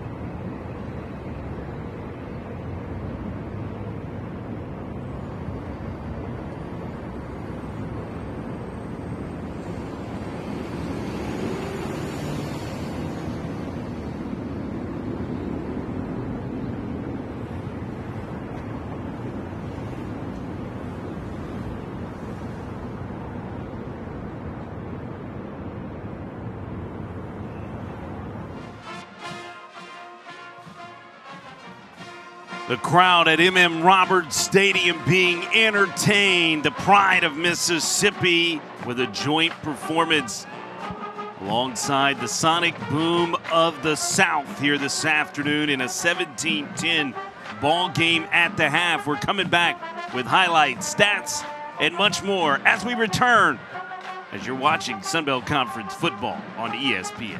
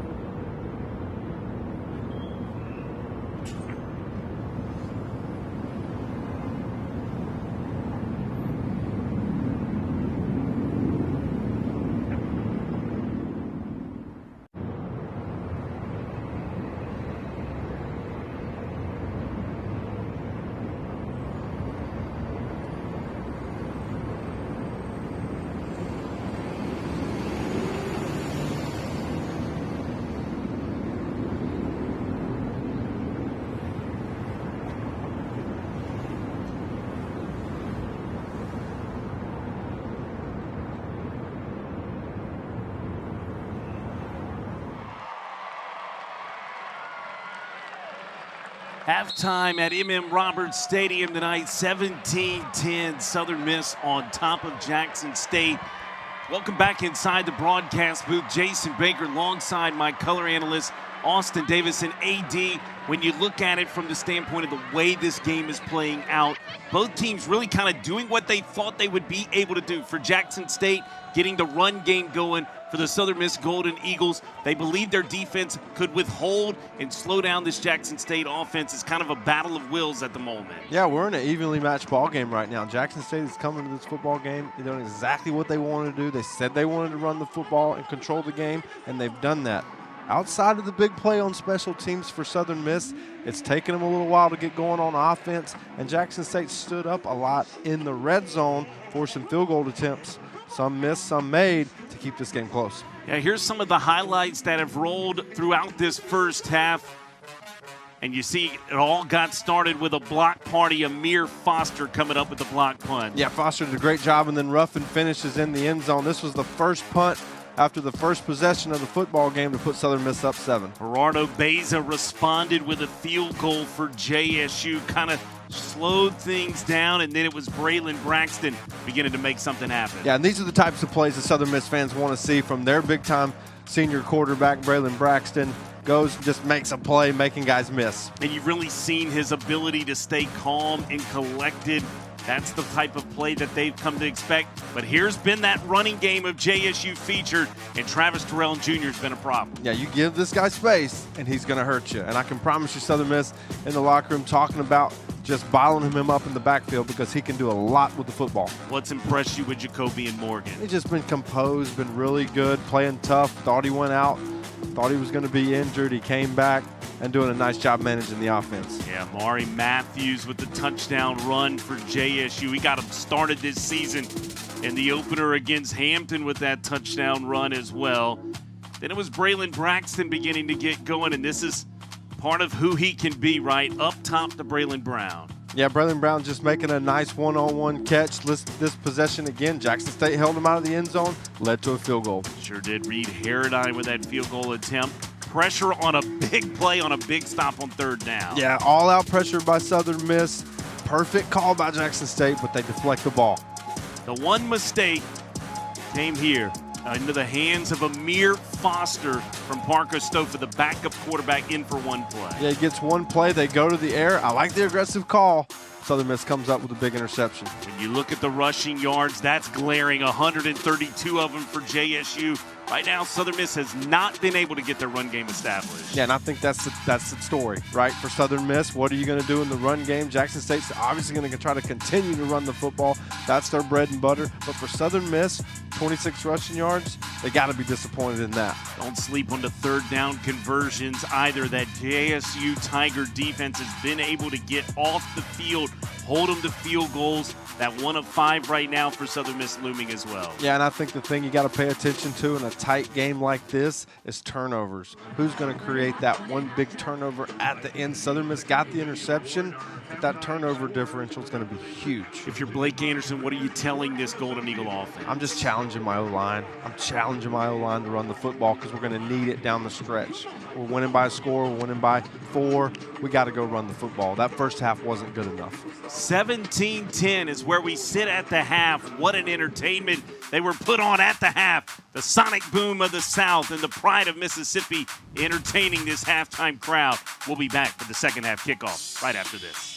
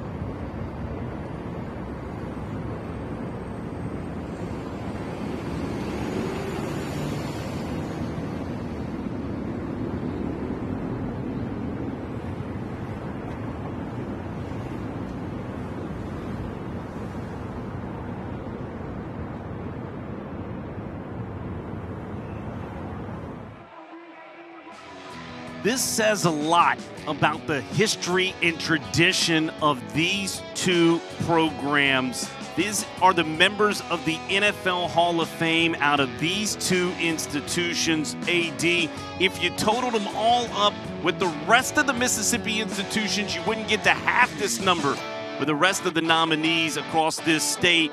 Rich in tradition. What about the names on that list, my man? Yeah, really impressive, and even more impressive for Jackson State, who's been playing good football for a long time. I mean, a lot of people know Ray Guy, a lot of people know Brett Favre, but look at the names for Jackson State. Walter Payton, Jackie Slater. I mean, to me, Walter Payton may be the best ever. Well, I have to tell you, you don't get an argument from me. What I love, Jackson State, the most NFL Hall of Fame nominees in the entire state, with 4. Behind them, Southern Miss with 2, with Ray Guy and Brett Favre. I mentioned Blake Anderson headed into the half. Special moment. This is the first time since you two guys, you were on this field. There's Blake Anderson right there. He used to be in your ear. Well, they didn't have that technology back then, but you know what I mean. He was in the film room alongside of you. The last time the Golden Eagles had you and him in the same building, they were getting ready to go win their last conference title back in 2011, my man. Special dude in your life, huh? Yeah, I mean, I really owe a lot, if not all of my success to him and what we were able to do here. I mean, Southern Miss fans know the story. I didn't throw the football a lot in high school, so I didn't even really know how to read a defense. I didn't learn that till I got here. And, you know, I bought into what they were saying. And he's just a really good teacher, really good coach. I tell people all the time our system that we ran was incredible. And then Coach Fedora and Coach Anderson went out and got the pieces and brought them in, and we were able to have a really good 4 years together. Yeah, now they hand him a 5th-year senior QB and Braylon Braxton, and that Golden Eagle offense fixing to pop it off here to start this 3rd quarter. I was actually texting with Blake this morning, and I said, you got a good QB, you're going to be fine. And you know, he's coming back and forth. I said, but I don't know about 2011 good. I was just poking him a little bit. That's right. Yeah. He wouldn't say yay or nay. Time will tell that story. He wouldn't give it to me. I was searching.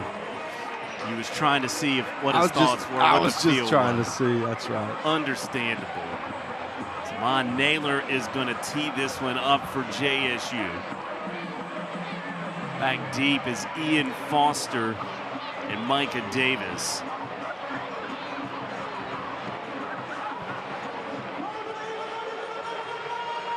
Well, here we go. This is going to be a heck of a second half of football. Buckle up. I think if you're a fan, you've got to be excited about what we're about to see. We showed you Travis Terrell Jr. and what he did in the return game. Ian Foster a year ago led the entire country in kickoff return yard average at over 32 yards a return. It's a touchdown-saving tackle away last week from busting one. They'll go away from Foster. It's Micah Davis looking for some creases. Micah Davis has found one. He's being ridden down around a 38-yard line. Nice return by Micah Davis. Good starting field position for this Golden Eagle offense. Just 26 yards rushing in the first half. AD, that needs to change. That's going to be the MO in the second half. They're going to have to be able to run the football.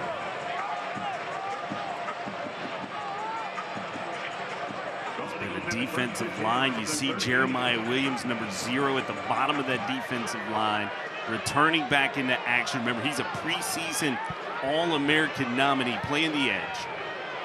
Heavy box for Jackson State. Shovel pass, Metcalf trying to get to the side, and will. There is a penalty flag thrown right at the point of attack. Caden Norris had the block for the Golden Eagles, but it's in that area of holding. Yeah, Caden Morris, tight end, blocking on the edge. Let's take a listen here and see if that's the call. Holding. Offense, number 84. 10-yard penalty. Previous spot. Replay. First down. Yeah, that blocking on the perimeter can be very delicate. You got to fight with your hands, but when it comes time, you got to let go. You see the turn of the shoulders? You see how the Jackson State defender he turned him? That's where the flag came. He's got to let him go. It's such a fine line between fighting hard and knowing when to let them go. It's such a difficult spot as a blocker, right? You don't know if Metcalf has quite cleared you yet. You don't have that visibility to be able to know to let it go. Defender in the neutral zone, free play. Braylon Braxton's trying to go up top. It'll fall incomplete. He was looking to go to Carl Chester. They're going to maybe get 5 yards back though.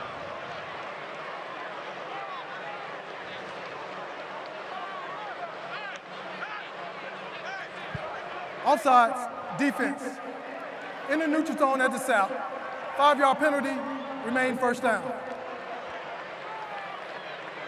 Such a veteran move by Braylon Braxton. Hard snap count after a 10-yard penalty. Let me get 5 free yards back and a free play. So instead of 1st and 20, it's 1st and 15. It's Pittman to the right of Braxton. Tunnel screen caught. Elijah Metcalf changing the angle. He'll be down at the 44-yard line. Boy, you could really see Elijah Metcalf's quickness on that, couldn't you? Just bouncing in and out. Can really explode from a stop position. Makes him dangerous on those screens. Pittman a pause and a jump stop and a burst. Jeffrey Pittman will go out of bounds into JSU territory, and from 1st and 20 into Tiger territory goes this Golden Eagle offense. Yeah, different than Jackson State. Southern Miss is all about zero in the run game. It's all about Pittman. He's getting the bulk of the load, does a nice job there. Inside zone, reading his gaps, not there, bounce and go. 6 carry for Pittman. Here he goes again, kind of angling his shoulders inside the 40. Tackle made by Reed Pulliam, the Mike backer for this JSU defense. Yeah, we're not far from getting to the point of that game is who's going to wear down first, whose conditioning is going to start showing up. As we get late into this second half, that's going to be the difference. It's a single high safety look for JSU at the moment. They're going to change the coverage look as well. Braylon Braxton's looking to the wide side of the field. He's under pressure, going to let it go, and that is over the head of Caden Norris. Boy, you wonder why it's so hard to get Braylon Braxton down. This doesn't always portray on the screen, but he's 6'2", 230. He's a big guy with a lot of strength. Yeah, really big guy, hard to bring down. Thought maybe he had a completion there. Not sure if he could see it or not, but a little stop route in the slot in the alley there. Wasn't able to get the ball out of his hands, brings up 3rd and 8. He's in the arms of Kazarius Booty. Got out from his arms. Braylon Braxton swings out Matt Jones. Pressure right to the face from the backside. Ashton Taylor, the weak side backer, gets credit for the sack. 4th and long. Golden Eagle is going to be forced to punt it away. Yeah, I think this is just a breakdown in protection. Scheme, free runner. Nobody there to take the outside linebacker. Braxton's looking the other way. Yeah, that breakdown in protection didn't happen a week ago. Charles Huff even told me he was proud that they didn't let anybody run for him.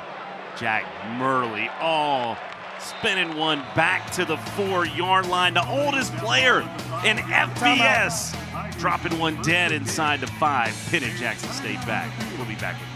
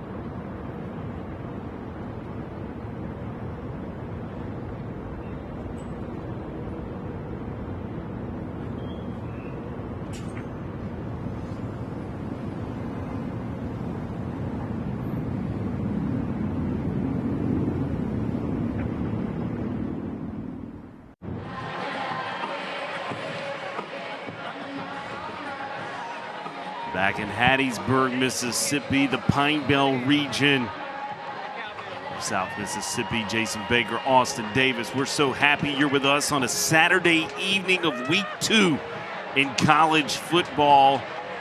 I got to tell you, my man, this is exactly how I felt this game would really kind of unveil itself at the moment.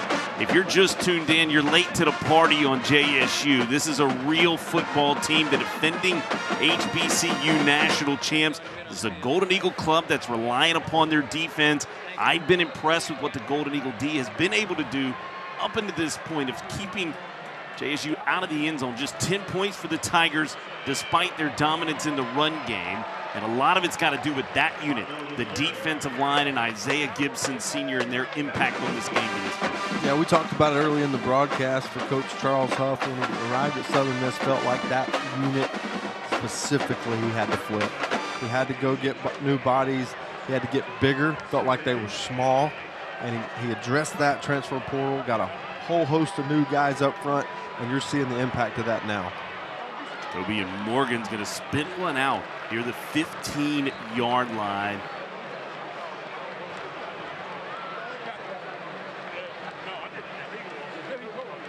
Out near a first down. Yeah, it's going to be dependent on the spot. They're going to mark it shy at the 15. So it sets up 3rd and short.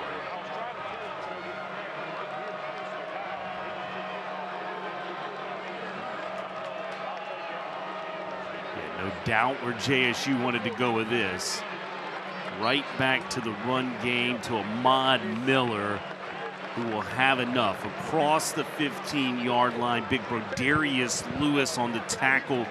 He's a defensive lineman holdover. There's only 23 players held over from that Southern Miss roster a year ago. Brodarius Lewis is one of them. Charles Huff said, we watched B. Lewis get going in the spring. He wound up with an injury, only participated in the early first week, but he did enough to prove that he would be a holdover from that roster from a year ago. Ahmad Miller sweeping right side. Penalty flags all over the field come flying in, right near the point where he changed the angle.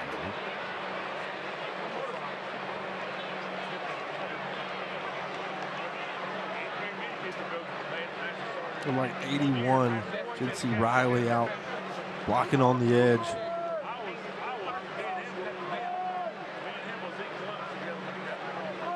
Flag was thrown near his feet. Holding, offense number 81. Half the distance to the goal from the spot of the foul remains first down. Penalties creeped up a week ago for JSU. They had 10 in that win over Hampton. They have now 8 today. T.C. Taylor said in his weekly press conference he wanted to clean that up for the Tigers. Just on the right side of your screen. Again, kind of got his arms wrapped around. It's basically a replica penalty from what Caden Morris had in the Golden Eagle offensive possession. Yeah, I always teach just you got to stay square on the perimeter to block. When you start turning, you give the defender two-way go, and this makes it really difficult. Slant thrown from Jacoby and Morgan against man coverage. It's complete up to Kobe Paul, who's filling in today for Shamar Savage, who is out today, injured, not sure when he will return. So an opportunity is born. The graduate out of Dallas, Texas, and Kobe Paul. Morgan goes to Denario Davenport with a handoff. What about these Tiger running backs? Their ability to fall forward. Despite contact at the line of scrimmage, it's always positive yards. Yeah, just got to stay on the schedule. At worst, it's a 2-yard carry, and then they're going to obviously have their explosive plays with the speed that they have in the backfield. It is 2nd down and 8 now for JSU.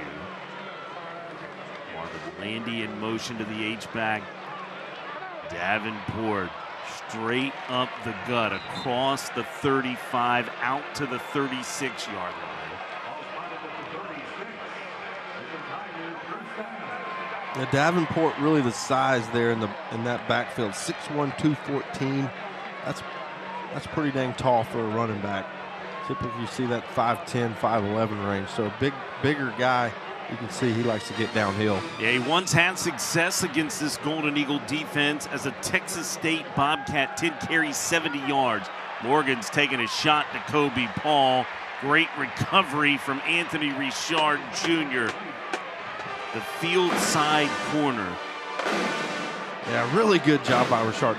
If you're a high school defensive back, if you're a junior college defensive back, you need to find this tape, man. This has been good all game. Both teams, corners are playing well. They're using the sideline, they're just running them down the sideline, head late, and getting their hand to the contact. Go watch this film. Find somebody that can get it for you. A lot of good DB play tonight. Ahmad Miller, right side. Penalty flag thrown from our referee in the backfield.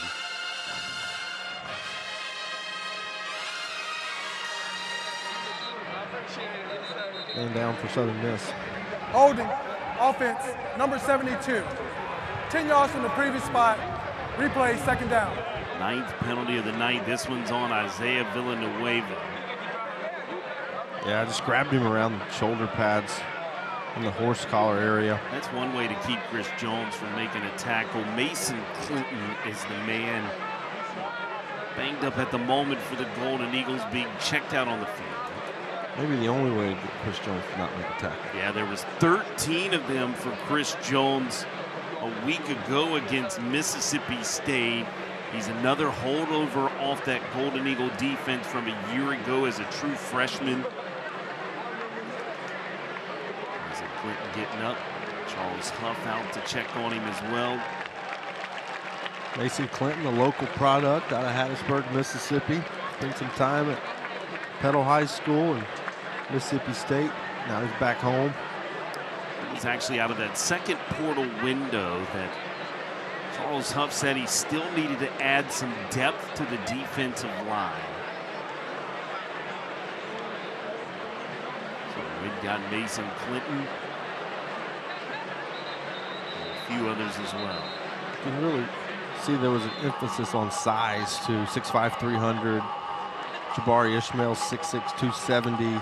Isaiah Gibson, 6'4", 320. Just had to add some beef to the roster. Yeah, and they actually slimmed Bradarius Lewis down. He's now listed 6'2", 295. He played over 300 pounds a year ago. Empty set, second down in 20 for JSU. They've not shown much empty tonight.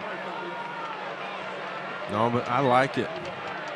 I like it with the quarterback's athletic ability, his ability to run if it's not there.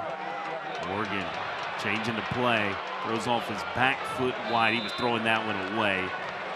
Nothing happening. Doesn't want to take a negative play. He's a transfer from Syracuse. He actually made his collegiate debut at Death Valley against Clemson. Wound up the next week playing against Wake Forest. The Syracuse Orangemen having some success against the Demon Deacons. Always maintained a relationship with T.C. Taylor. Morgan's under pressure here. Scrambles left. He's going to have to throw another one away. This one a couple rows deep at M.M. Roberts. Just a good sequence by this Southern Miss defense. Number 7, the offensive team was in the area. No foul for intentional ground. Really good sequence. Sound on the back end in coverage. Simulated pressure here on third down, meaning they blitz linebackers, drop D linemen, so they're really only bringing 2 or 3 guys, drop everybody else in coverage. Love the play call, got off the field. Donovan Warren has returned. Hangs a punt up. This will be taken. Elijah Metcalf's trying to make something happen with the special teams play. He'll get it into the Tigers' territory. That's where the Golden Eagles will begin offensively when we return. Timeout.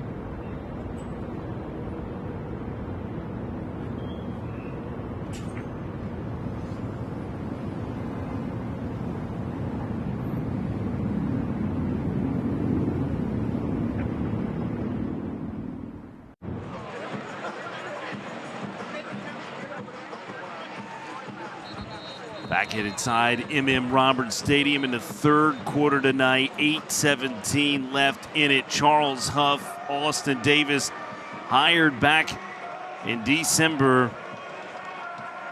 out of the Sun Belt Conference. He's the reigning Sun Belt Conference champ, and look at his stops. The resume speaks for itself. Yeah, well, it's a pretty crazy hire to take the conference champion from your conference to the last place team in your conference. So I thought it was an incredible get by Southern Miss to get Charles Huff here. And then you look at the resume, he crossed paths with Nick Saban. So it's a very simple resume. He coached with the best to do it. And he coaches very similar. I've seen him out at practice. Straw hat, middle of both practice fields, just evaluating. I love what he's brought to this program, and I think he's got Southern Miss headed in the right direction. I agree 100%. Yeah, Nick Saban came and got him out of Starkville, Mississippi, was impressed with Charles Huff's resume and his ability to recruit at a high level as the running backs coach at Mississippi State. He only allowed him 1 year in Starkville, and off he went to Tuscaloosa, won national title later. And then this is what he's done, AD. He has flipped the script. 65 transfers to 23 returners. He brought 21 players and 10 coaches from Marshall with him. Says a lot about what his guys, they want to play for him. A lot of them have spoken to that as well this offseason. Yeah, and he said something that I really liked about a week ago. He talked about flipping the roster and bringing in all these new guys. But at some point, it's got to go from flipping the roster to becoming a team, to caring about the black and gold, to caring about the history of Southern Miss. So he understands that that's still a part of college football, even though there's a lot of transferring and there's a lot of a fit here and a fit there, so much roster turnover, but he still gets at what the nucleus of being a good team is all about. Robert Briggs with the outside zone, positive run for 3 yards, sets up 3rd and 7. Allowing the decision-making of Braylon Braxton. This is what he can do. Look at Braylon in space. Down he goes to the 25-yard line. Goes Braylon Braxton at 17-yard scamper for him. Yeah, I think we stand corrected on the Southern Miss game plan to fix the running game. I think they said, hey, quit, let's go throw the football. Go make some plays and go score. Like Anderson's never met a pass play he didn't That's like. right. It doesn't matter how you score. You just got to get points on the board. It's Briggs again, outside zone. Boy, JSU just not having much of it. They have set an edge this afternoon. B.J. Washington, he's a ball hawk, just always around the football. From his strong safety position coming up to make the tackle. Yeah, that's exactly right. Just sets the edge. Nice job. Really know where to go on that outside zone scheme. 2nd and 8. Braylon Braxton's telling Robert Briggs something to his right. Changing the protection here with what he sees from JSU. Safety blitz up the A gap. Goes Robert Briggs. Strength to get the first down inside the 15-yard line on that rush. Really good late push right there. Just yards after contact. 3, 4, 5.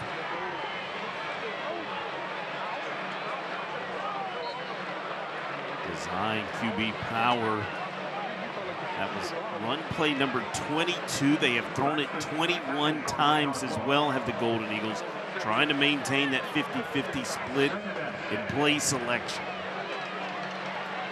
Yeah, just having a tough time getting around the edge on this defense. 2nd and 11 on a loss of 1. Jackson State showing pressure. Southern Miss going to check out. Jackson State's going to check out as well. A lot of cat and mouse going on right now. Too high safety look as well. See what they do with it. It's a tunnel screen. Micah Davis in space.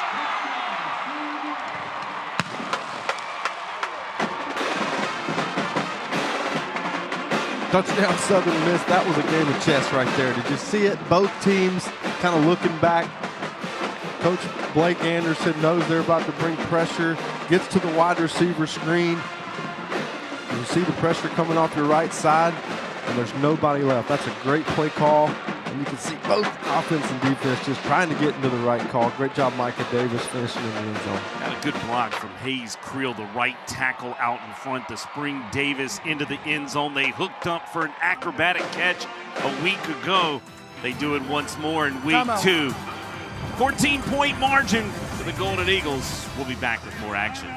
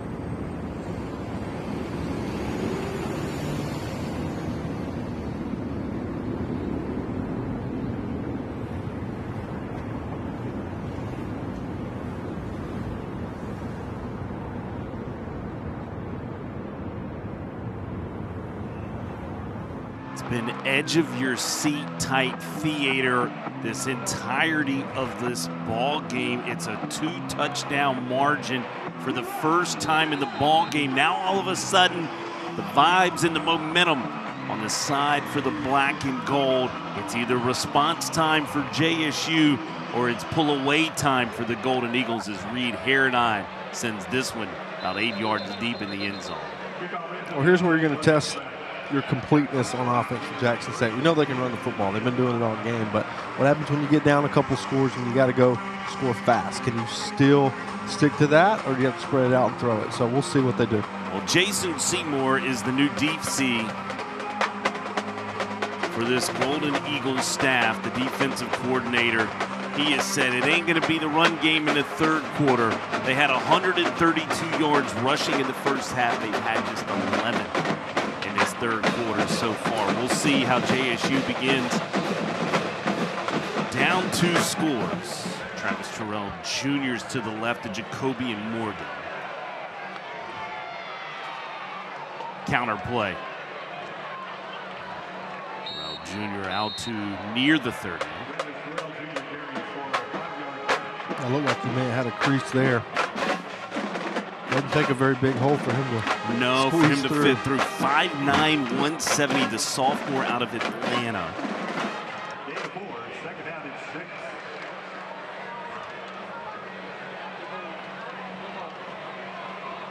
High snap. Play fake by Jacoby and Morgan, but it's a handoff to Travis Terrell Jr. See some communication coming from Elmetrius Smith Jr., the center, kind of talking with some of his offensive line teammates. You see a little discombobulation, if you will, maybe a different kind of odd look to the front right now for the Golden Eagles. It's a 4-man front, even front right now. Marvin Landy in motion, high snap to Jacoby and Morgan. All he can do is fall on it back at the original line of scrimmage, back to the 25-yard line, sets up a 4th and 10. The punting unit for JSU back on. Yeah, that's a big sequence for the Southern Miss Golden Eagles defense. JSU sticking to the run game, 2 good positive runs, but just a bad snap on 3rd down when you needed it most. The Eagles look like they're coming back after another one. They've had 2 today that they've had their hands on as far as punts from JSU. Donovan Warren turns this one over. Out of bounds, it rolls at the 35-yard line, and the Golden Eagle offense quickly back out onto the field. But I want to stop for a second. This Golden Eagle defense, despite the rushing yard skewed numbers of this ball game, when you look up at the scoreboard and the bug tells you this Golden Eagle defense playing at a high level. Yeah, getting what they want out of the scoreboard and keeping them out of the end zone for sure. And, you know, credit Jackson State for sticking with it, but right there, just a mishaps on 3rd down. And you've had a couple of sacks already from this defensive unit, the INT as well. 1st and 10, Braylon Braxton back to work. Matt Jones motion to his left. They fake the Jones, swing it out. Elijah Metcalf in space. That's where they want him, out on the perimeter with the ball in his hands. Yeah, there's been so much creativity around just getting him in those spaces, and the ball, just like you said, make one guy miss, and who knows. What does motion do for a quarterback? You see so many schemes nowadays where it can just be simple jet motion. Blake Anderson's schemes got a lot more than just the simple straight across the formation motion. Well, it's got more now than it did when I was in it. But it does 2 things for you. One, it makes the defense communicate. So they're all lined up. They've got their gaps. They've got their assignment. Defense is all about leverage. Okay, inside, outside, this gap, that gap. They got to be sound in the run game. So as soon as you change from a 2x2, 2 receivers on one side, and motion across, now they have to readjust everything on the fly. The second thing it does is, as a quarterback, it tells you man zone. If they just bump over and nobody runs with him, you know it's zone. If a corner or a nickel runs with him, you know it's man-to-man. It's revealing the picture to Braylon Braxton tonight, who spread it out with 11 receptions, or 11 players with a reception a week ago against Mississippi State. There's 8 with a reception tonight. Trennis Livingston. Illegal block below the waist, defense, number 3. 15-yard penalty from the end of the run, automatic 1st down. I think for the most part, Copy that. the motions in the offensive football comes from, at least there's been a big surge in the last few years because of Andy Reid and the Kansas City Chiefs. They do so much motion and shifting and changing the picture and playing fast. I think that has just filtered down to every level. I mean, Pat Mahomes is really good. You let him know what the defense is doing. That's right. It turns really good. Did you see his You're getting throw? the answers to the test. Did you see his throw last night? I didn't. Oh, man, you need to go find it. Yeah, 1 foot. In a losing effort, though, right? He did. They did drop that goal game. Braylon Braxton rolling to his left. Speaking of throws, this is right over the head of Carl Chester. Looks like a cramp for Carl. And I had it happen on his way down. He's going to need to lay down as he's cramped up.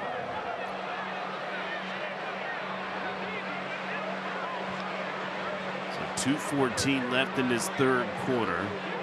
Ron Quinn getting his defensive unit over as well. Carl Chester being checked out as well. He's had 2 receptions for 17 yards in this ball game. He had 5 for 52 against Mississippi State. You could really see that former teammate connection showing up in the black and gold a week ago against Mississippi State early. It was Braylon Braxton kind of finding his what would used to be former teammates, now teammates in the black and gold. That chemistry from this offensive unit and the identity for this Golden Eagle offense still trying to be developed as well, even still here late in week 2. Well, let's look at the Southern Miss offense. Braylon Braxton, Marshall. Elijah Metcalf, Marshall. Braylon Brown, Marshall. Carl Chester, Marshall. So these guys have been together. They put on a new uniform. Okay, they played together. They all came from Marshall, and they just brought it to Hattiesburg. And the Hattiesburg fans, Southern Miss fans, are glad they're here. I've always wondered this, and you'd be the guy that would be able to answer it for me. What is continuity for a quarterback? I mean, how much does it matter that, hey, I know what Carl Chester can do, and I know where he's going to be, and I know how he's going to get there? You can't overstate that last comment, how he's going to get there. Every receiver runs a slant a little different. It may be 3 and in, but every receiver's got a little nuance. Maybe one receiver gets there a little quicker. Another guy maybe likes to body it up. It's just, that's why you spend all summer just throwing routes and getting used to your guys. Yeah, and that's what this Golden Eagle offense did. It's a give. Matt Jones, outside zone. That's a nice pickup for this Golden Eagle ground game that's now up over 74 yards, rushing over 50 in this quarter. They only had 26 at the half.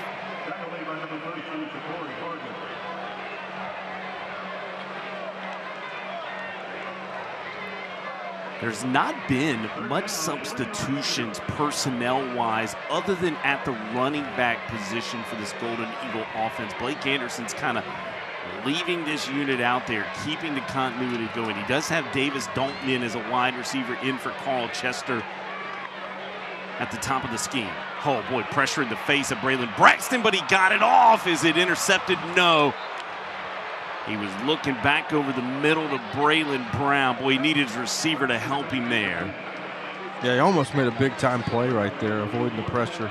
But to your point about not a lot of substitution, that's a marquee ingredient to an offense that wants to play fast.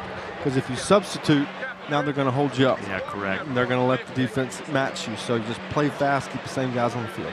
Yeah, breakdown on the left side of the offensive line. That was the new offensive lineman, Blake Bustard. Literally got here a few weeks ago, a transfer from Eastern Michigan. He has won his appeal against the NCAA at the moment, which has granted him the access and the eligibility. At this moment, there is a lot of fighting going on between the NCAA and the appeals team of eligibility. At this moment, that's what they're still fighting for. But Blake Bustard, he played 33 snaps against Mississippi State last week. He's played in 33 ball games as an offensive lineman in his career from Eastern Michigan. This is an offensive line that features 3 guys off that Eastern Michigan roster that have traveled some 1,003 miles from Ypsilanti, Michigan to Hattiesburg, Mississippi. 4th and 3. Blake Anderson and Charles Huff said it's time for us to roll a little dice.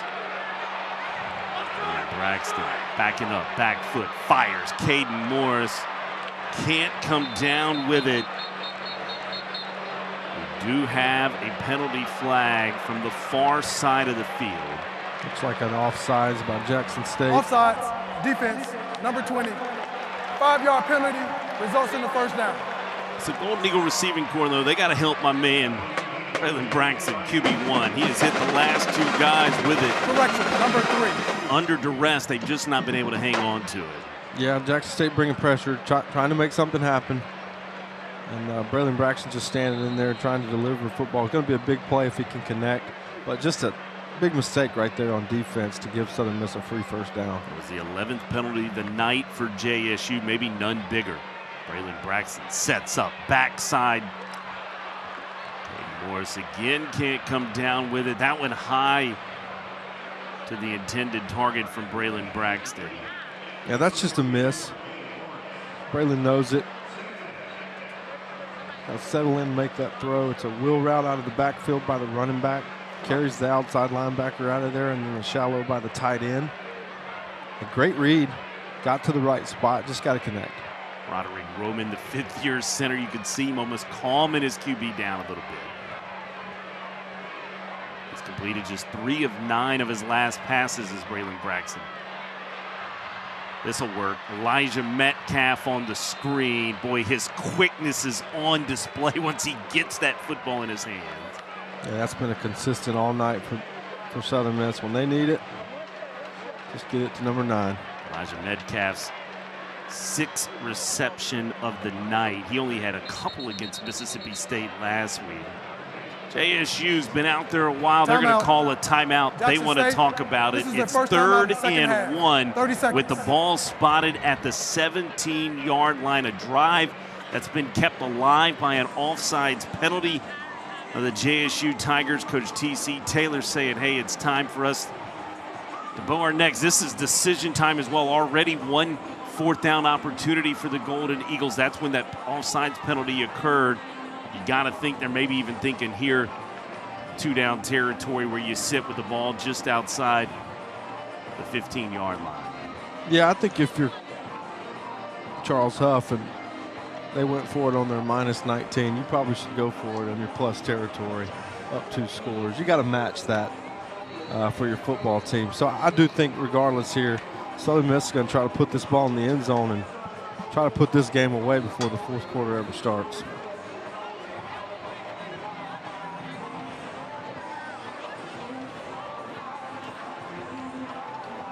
Been an offensive line that they're trying to develop some depth. You see Cooper Frazier, who's the backup center, in at right guard.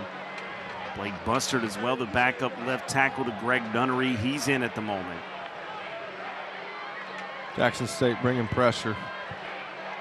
At least showing it to Braylon Braxton, who will go under center. All 230 pounds of him straight forward on the QB sneak.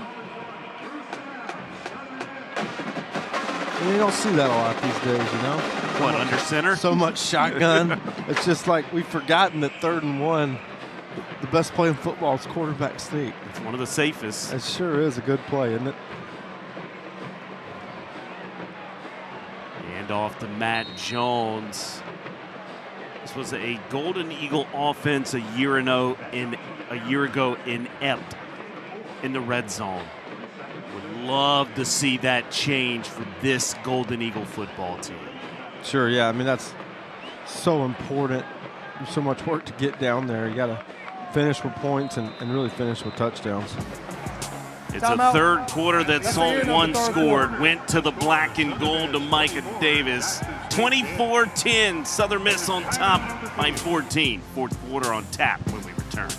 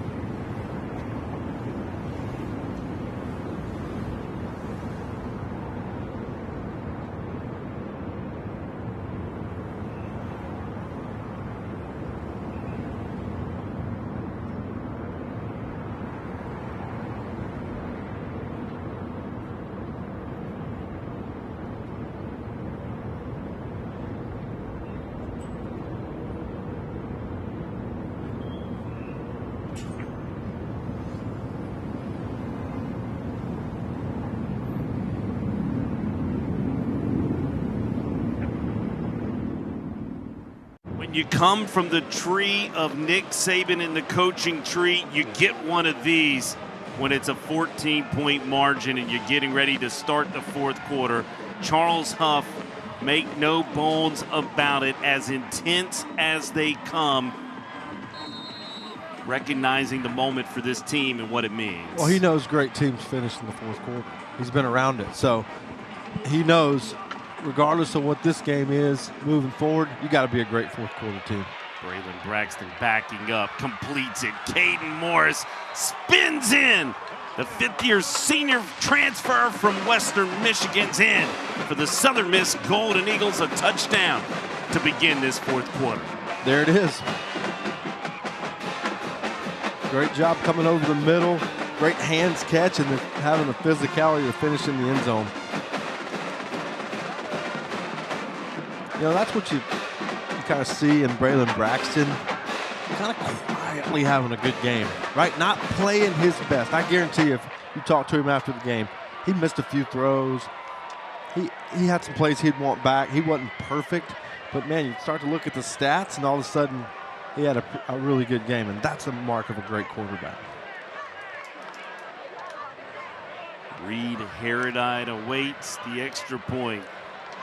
High snap, good hold by McCormick. The extra point try, up and true. The Golden Eagles open this fourth quarter with a beautiful pass completion. Take us through the play, Austin. Yeah, so just a little quick play action pass. He knows he's got to buy a little time. Get Morris across the middle. Probably didn't know he was going to get a pick from the umpire, but he'll take it. As you see, coming across the middle. Dang.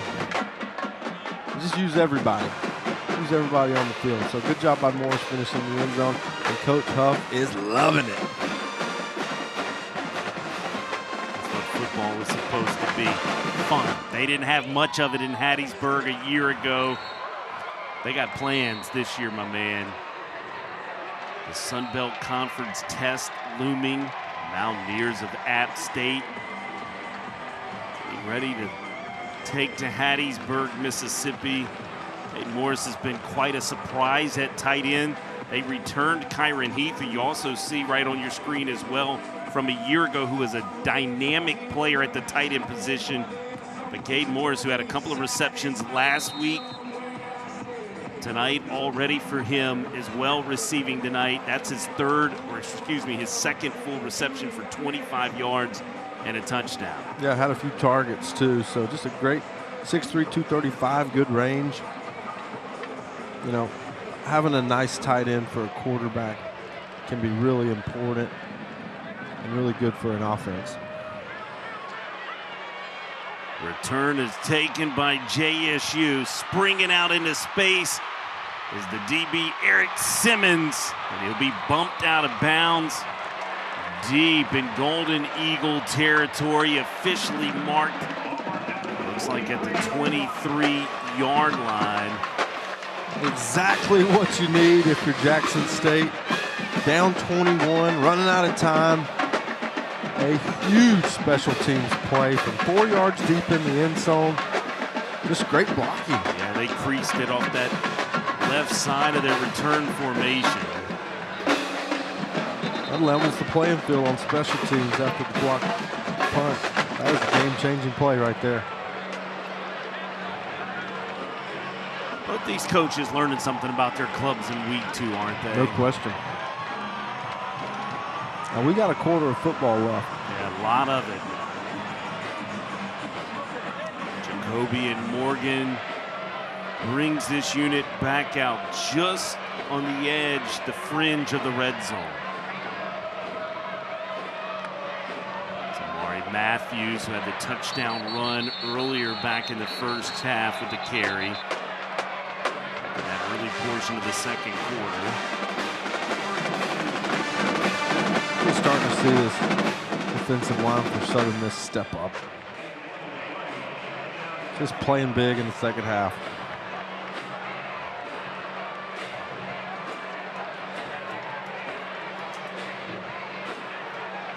ASU had 126 yards rushing at the half, just 18 to this point in the second half.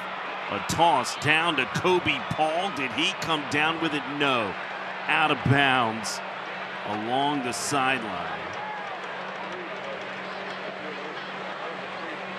Ruling on the field is an incomplete pass. Second down. Third down. Makes the grab, but out of bounds. Jonathan Penix had the coverage. There's another clip for your DBs. It's been a clinic tonight. It has. The corners have been on both sides for both ball clubs. They've been incredible. Absolutely. Now, I don't know if it's the receiver's fault or the DB's good, but I'm going to say it's the DB's good. But the receivers have no space to catch a go ball. Third down and 9. Jacoby and Morgan stepping up in the pocket. Pressure. He's going to be tackled from behind. Getting him to the ground. Knifing in number 13. Mathis Haygood. Out of Marshall.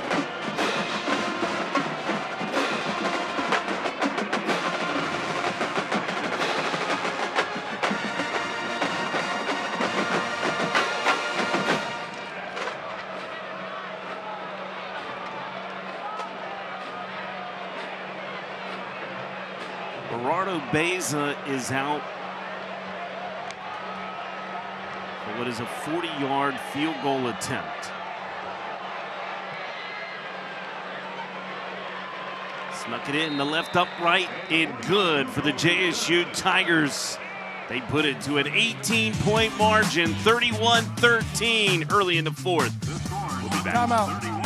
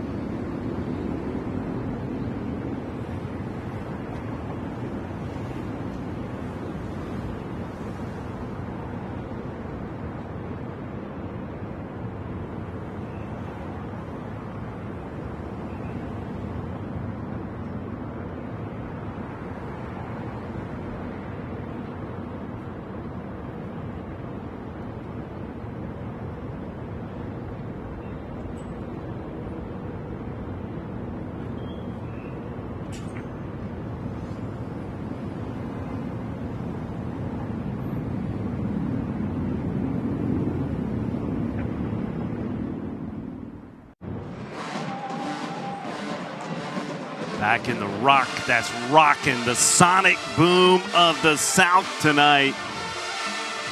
Filling this place with noise. When they play, everybody listens. I thoroughly enjoyed halftime. I didn't listen to a word y'all were saying. Getting prepared.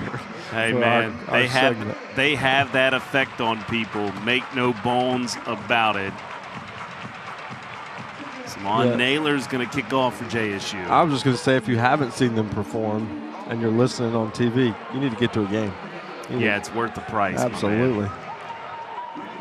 I got a game you can go to too. We got a graphic coming up on their coming up schedule 2 weeks from now. You might want to find yourself down to Baton Rouge, Louisiana. JSU and Southern going to tangle, the two prohibitive favorites in the SWAC in the preseason poll, as Naylor's kick goes through the end zone.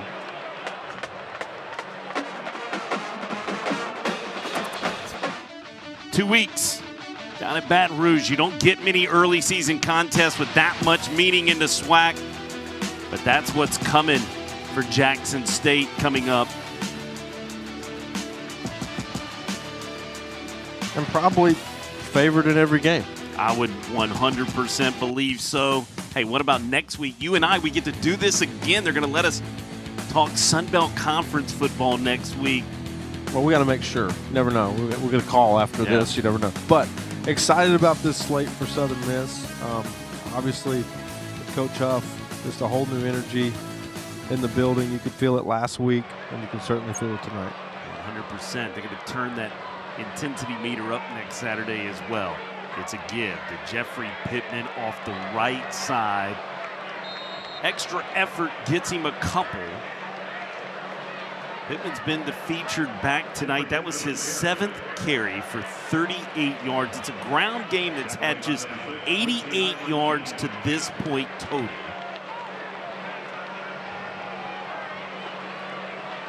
On the screen, this is thrown and caught by Tashawn Chapman. And that's really been kind of the answer for Southern Miss is the quick tunnel screen, because they can't get the run game going like they'd like, but they're getting 5 or 6 kind of like an that. extended handoff, right? In a certain kind of way. I mean, I get it, it's a forward pass, right? But yeah, but it's close to 100% completion. Should be a 100% completion play. So free play here. Braylon Braxton knows it too. Backside shoulder. Oh, what a catch! Carl Chester, did he work back for it? Yeah, he caught it inside the 45-yard line. You talk about that chemistry. We were alluding to it in conversation earlier. 100% evident between Braylon Braxton and Carl Chester. Offsides, defense. That penalty is declined. Results of the play is a first down. First down, Southern Miss. Yeah, no question. Again, another free play. Great job using this cadence by Braylon Braxton. It's just full protection. Take a shot. Everybody run deep, no matter what the play is. Okay, as soon as you see the defense jump, let's go for it. And then Chester, nice job, back shoulder. This is Aaron Rodgers, Green Bay Packers forever. They killed people with this. Such a weapon. Not anymore, Aaron Rodgers. No, that's done. But yeah, he's kind of. You get the point. He's left that era of his last 2 decades. Jeffrey Pittman with a nice carry for 4 yards. I love, too, the shot we showed you on that Carl Chester completion. You could see the pocket. This was a quarterback room that didn't have that luxury a year ago for the black and gold. They got it now. Braylon Braxton has had all kinds of time throughout this game to get some passes off. He's 20 of 30, 3 touchdowns. Solid. I think it's what you're going to see. 214 yards throwing. Handoff, Jeffrey Pittman popping out. Oh, he's got a seam too. Made a little shoulder wiggle, tackled down from behind. The big man chasing the play. Tamon Wells out of Oklahoma Community College hustling down to tackle Jeffrey Pittman. Yeah, you know, Pittman's patient runner with a good burst. Doesn't miss a lot of opportunities to hit the hole. Just really sound in his approach. And then he's got the explosiveness to beat you around the edge. Right out of Taylorsville High School, transferred from Mississippi State. He's a guy who won 2 back-to-back state titles in Mississippi, was also the state title MVP. You look at him, boy, he's just kind of waiting on his blocks. Kind of pops himself down to the 15-yard line. He's not the back that gets it and he's full throttle, right? He's more sort of throttled back, about 80% energy, and then will burst it. Yeah, he understands the scheme of what they're trying to do up front. So he's trying to let his blockers out in front, fit the run game, and then burst through the hole. So I love to see a running back that runs with that style, because it just shows that they know the game and they understand what they're trying to get done. Guy that burst into my mind was coached by Charles Huff. Saquon Barkley does that very same thing so well. 2nd down and 8. It's a give. Robert Briggs. Oh, here he goes. Into the end zone. Touchdown. Southern Miss. Robert Briggs caps off the drive with the 7th play for 75 yards.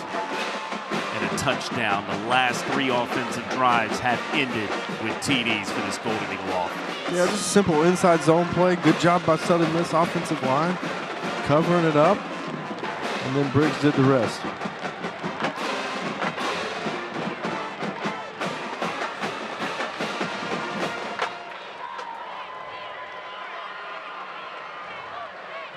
Good snap, good hold from McCormick. The extra point true from Reed Harrodine. Stepping away from M.M. Roberts Stadium. It's all Golden Eagles at the moment.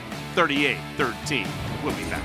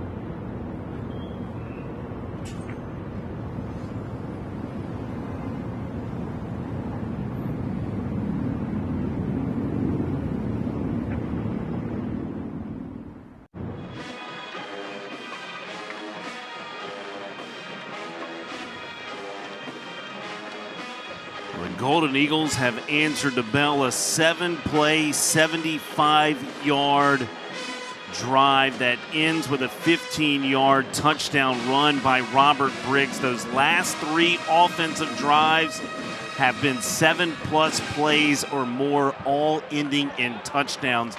You said it a moment ago. You said great teams finish the 4th quarter. That's what Charles Huff knows, and his team has done just that over the course of the 2nd half. Yeah, he has to be pleased with what Southern Miss has done, not only in the 4th, but in the entire 2nd half, because this was very much a ball game at halftime, and Southern Miss has just come out and shown some depth. Eric Simmons gets out across the 20-yard line. Just pulled away late. Kind of alluded to the game a week ago in this very facility, kind of the flip script, right? Mm-hmm. All of a sudden now you've got the Golden Eagles stepping away from Jackson State. You kind of watched the Mississippi State team that saw Southern Miss sort of hang around till half. Then they sort of began to lean on the Golden Eagles in the 2nd half and pull away. Yeah, so just kind of depth, finish, kind of your a lot of times your better teams will just kind of pull away at the end. You know, teams are going to play hard, especially a good team like Jackson State, who we've talked about earlier in the broadcast. They know how to win. They know how to compete. Good football team. You got to play 4 quarters. They've had an excellent plan, an excellent game plan. I've loved the way they've attacked the Golden Eagle defense today. Jacoby and Morgan rolling right. Going to spin this. It's caught. Out in space once again, Nate Rembert. Transfer from Mississippi Valley State, had 1,038 receiving yards a year ago, over 70 receptions. Yeah, good job extending the play. And then just finding Rembert on the sideline. Hardest thing to do for a defense of secondaries to cover when the quarterback scrambles. They'll go back to the ground. Amari Matthews with a carry. Check that, Ahmad Miller this time with it.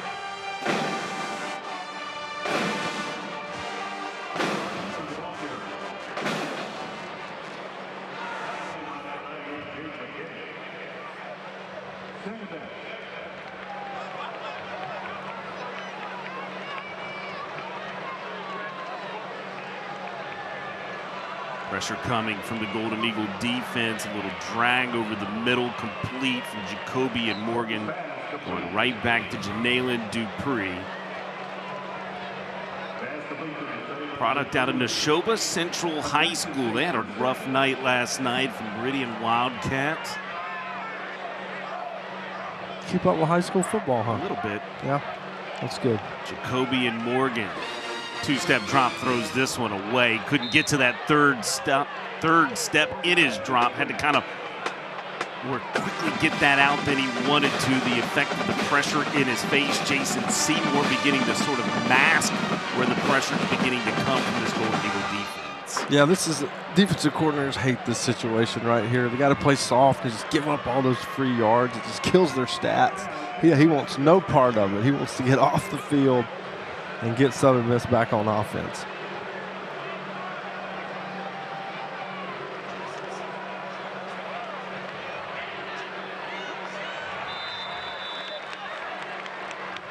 Pass caught out on the far side. That was Jameel Gardner Jr. for JSU. It does set up now a 3rd down and 10. That's Jason Seymour right there. Love that look. He rocks that backwards hat. He Looks like is a guy. football guy, my man. Looks like a defensive guy. You ask him a question about the nickelback and be prepared for the encyclopedia answer. Brilliant defensive mind. Jacoby and Morgan will race for the 1st down for JSU. And this is kind of alluding to your point. They're back in softer coverage, prevent defense, just trying to get this hay in the barn, the game complete, if you will, right? Yeah, and there go your stats. Charles Huff told me about Jason Seymour. He's the best defensive coordinator I've been around. A give. Denario Davenport kind of spun down, but he took a big shot as well. Coming up from that secondary position was Dominic Hill, the transfer from Temple. Your senior out of Orlando as well.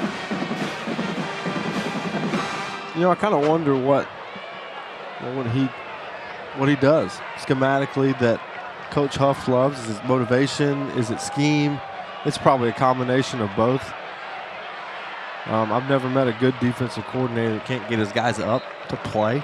Well, and that was what Charles alluded to yesterday with me, is it's the connection to the players to get them to believe in what they're doing and to do it at such a high level. Yeah, because a lot of teams and a lot of coordinators have good schemes. You know, a lot of people know football, but it is the human connection element, to me, that separates a good coach from a great coach. Yeah, can I get you to play good football, right? There's a pass incomplete on the backside slant. Looking to go to Kobe Paul was Jacoby and Morgan. Well, I think it really pays dividends down the stretch in the season. Once you get into November, October, November, you're a little tired, you're a little beat up. How hard do you play? How up can you get for every game? Because those are the months you're playing the big-time games and trying to solidify a conference championship or make the playoffs, whatever it is. You got to play great late in the season. Mon Miller to the right side of Jacoby and Morgan. This pass is thrown out. Wing to the far side. Jameel Gardner Jr. dropped though. Nice tackle by Malik Caswell. Backup nickelback of Ian Foster up to make the tackle. Southern Miss showing some depth. These are some new faces in on the backside of that secondary, kind of deep in the depth chart. Yeah, some backup guys getting to play, but the same standard. Yeah, same for standard sure. of playing good defense. 3rd and 7 facing JSU. Where they stay on the ground. Ahmad Miller gets in. From 8 yards out.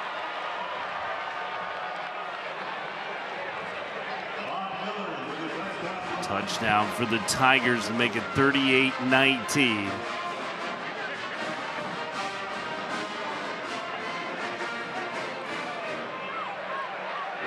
Gerardo Beza on for the extra point. T.C. Taylor, in my opinion, has got to be learning a lot about this year's football team at this very singular moment. Beza's extra point try is up and true. It's an 18-point margin. 5.5 minutes left in this 4th quarter. We'll be back to Hattiesburg. Timeout.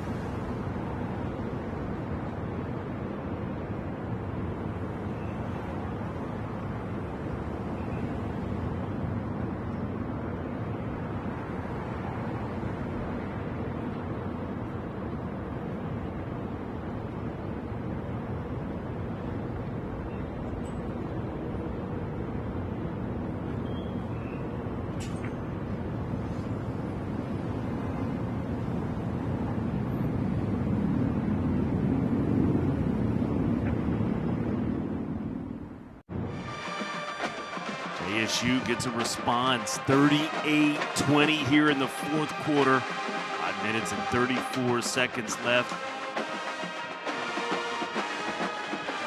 what the Tigers choose to do, there's still time. It's essentially a 3-score game, though, and so Simon Naylor. I think you have to be ready for surprise onside, as Southern Miss is. Davis will stand back at about his 13, maybe 15. Naylor will approach it. It's just lofted to about the 24. Micah Davis calls for the fair catch. The Golden Eagle offense will take over. Well, this tells a lot of the improvement for this man's ball club with what I'm fixing to show you. A year ago in the 2nd half, that's in a full season, my man. 2 second-half touchdown passes. Already in 2025, how about 3? Yeah, I don't really know what to make of that stat, to be honest with you. What it tells me is we have brighter days ahead, my man. I don't know what to make of that. I do not want to beat a dead horse. No, for 2024 sure. No, Golden we're Eagles. Going but from that. This is alluding to 25. This is a new year. That's right. And, yeah, I think Golden Eagle fans could see it last week against Mississippi State. No question. Just better roster, better team. Fought hard. Played with an SEC football team that's going to win some games this year. So this not surprising to see the product today. And it's not just in players. I think that stat tells you in preparation, in execution, right? I mean, it was more about, to me, the evidence wasn't just that there was just an abundance of success against Mississippi State's defense offensively, or rather it was our defense against their offense. For me, it was about the preparation in the right places at the right time, right? Well, you get a championship coaching staff. We talked about it earlier. Landry Liddy with a shovel pass forward, coming across that formation coming across the formation was Jermaine Hayes with that catch. Landry Liddy is a transfer from UAB, when Charles Huff gave just such an incredible quote. He called him a competitive character of this team. He was a guy who chose competition out of the transfer portal. That's rare. Yeah, Coach Huff said, look, he was fully aware of who Braylon Braxton was and is, in the plans for Braylon Braxton to be QB1. Landry Liddy didn't run from that, didn't hide from that, and almost accepted the role and said, look, I'm going to come here and I'm going to push Braylon Braxton to become a better quarterback. And so far through fall camp, Landry Liddy has done just that, Austin. Yeah, like you said, that's pretty cool. And redshirt junior, so has another year to play. And who knows, it probably serve him well. When most kids are running to no competition in the easy way, he chose the hard way and the way to make himself better. Threw for 888 yards last year for the Blazers of UAB. For Trent Dilfer's ball club, 4 touchdowns. Did throw it away 7 times to the opponent for 7 INTs. Golden Eagles staying on the ground here, just keeping that clock rolling. JSU still with all 3 timeouts.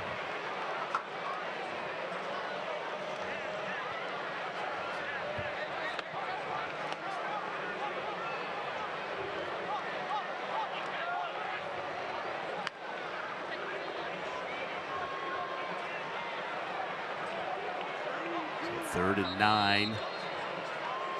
Let the play clock roll down. Timeout. It's a timeout taken by This is the Southern first timeout of the Miss. second half. 30 seconds. So Braylon Braxton to 3 passing touchdowns tonight. He's the first Southern Miss quarterback to do that since the 2023 season opener. That guy's name, Billy Wiles. He'll be here next week. He plays now for the App State Mountaineers. What a night for Braylon Braxton, Austin. Yeah, I thought it just, like we said, had a few that he would probably love to have back, but didn't turn it over.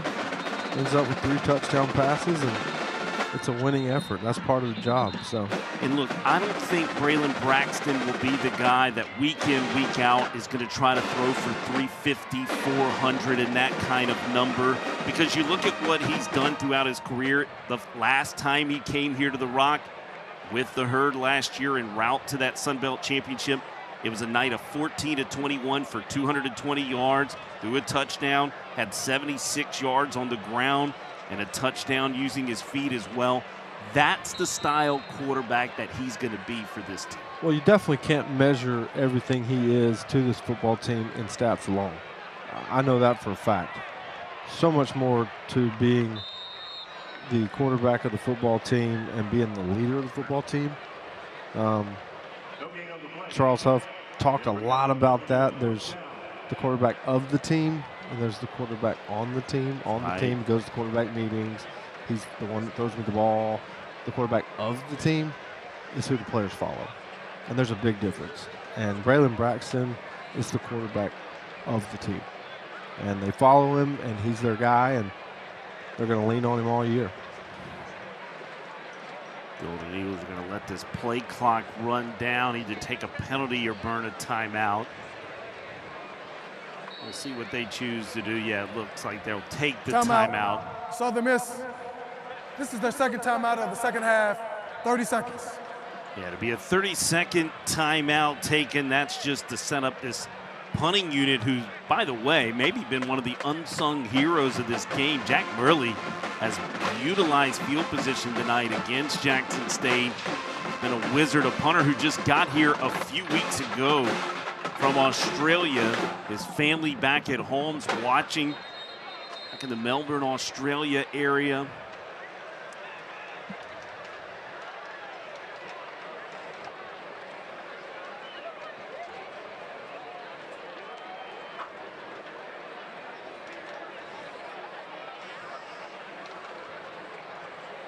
It'll be Murley to punt it away. He's kicking at a place where he's 10,130 miles away from home. Football's a global game.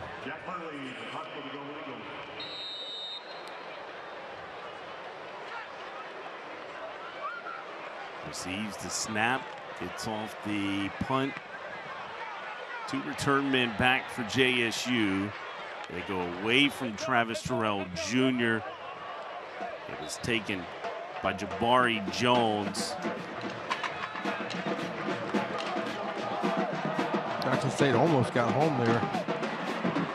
That block attempt. The rugby-style punt moving to his left. This has been Braylon Braxton's night tonight for the Golden Eagles. We talked about him, just efficient, right? Yeah, a lot of Elijah Metcalf, a lot of screens to the outside. And then when he had his opportunities to throw it downfield, guys were making plays for him. Morris makes that play, then makes the touchdown. And then this, he can do this. He can extend plays. He can be physical, 1 guy, 2 guy, would-be tackler. And then like you said, Jason, he's a running back when he gets on the edge. And then hanging in the pocket, throwing a perfect ball in the back of the end zone. He played a complete game. Wanted to be noted from my standpoint. I'd prefer him not to lean the shoulder forward, but that's just who he said he is. Wants to finish those runs that way. Believes it kind of transfers into his offensive unit a different type of energy. I think that's part of his leadership style.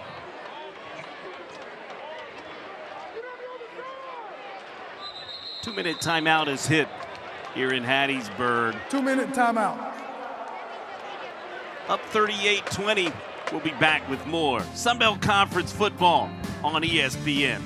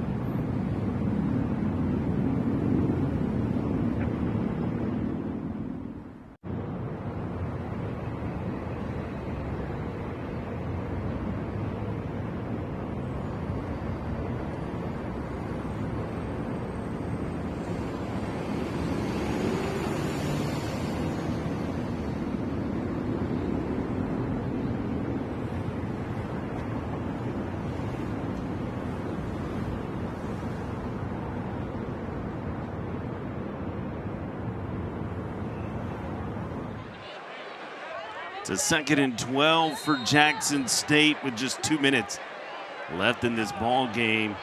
Jacoby and Morgan will leave it with Denario Davenport, who will get out of bounds. A late hit comes at the end of the play. It's going to be a penalty charge against the Golden Eagles. That was Khalil Foster.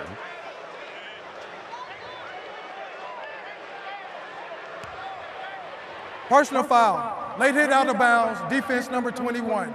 15-yard penalty will be enforced on the end of the run. Automatic first down. You see here right on the right side of your screen, just not necessary. Even though it wasn't very violent, they're going to call that.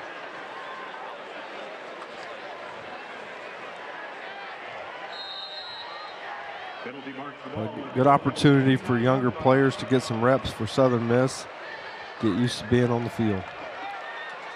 Morgan spins it in his right hand. Jacobian across the middle of the field. He was looking to go to Janalen Dupree. Falls short and incomplete. Timeout. Officials timeout.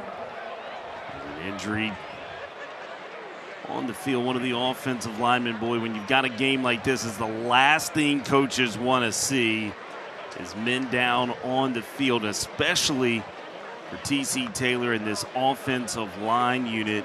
And he's already kind of been banged up, had to shuffle some guys around within this unit. Athletic training staff out to check on him. You know, I know it's an 18-point game, but this is not a completely pointless drive for everybody watching right now. No, it is not. There's still some football to be some played. Emphasis to it. That is correct. You got to play the full game. You know? do, You yes. got to play all 4 quarters. Brian Williams Jr. gets up and walks off under his own power.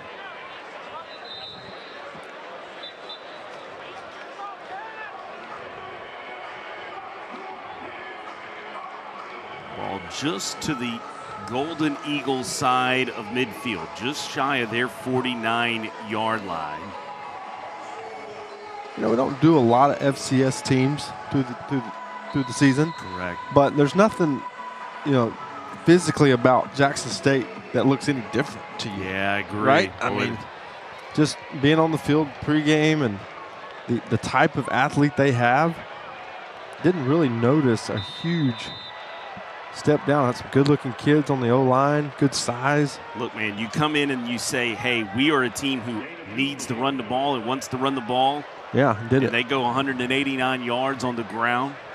Yeah, no moral victories. I'm sure they wanted to get a win and get out of here, but I think they know what they got in Jacktown. Yeah. I think TC Taylor knows what kind of team he's got through this SWAC run. Jacoby and Morgan has thrown the second INT of the night for the Jackson State Tigers. And what a pick made. Malik Cassell, a redshirt freshman. It's a transfer from Marshall. This is how you build depth, too. We mentioned it. They were deep into the depth chart.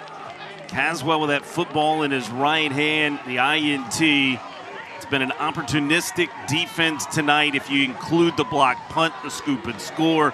They had the INT earlier by Amir Foster, and then an INT to put this one on ice as well.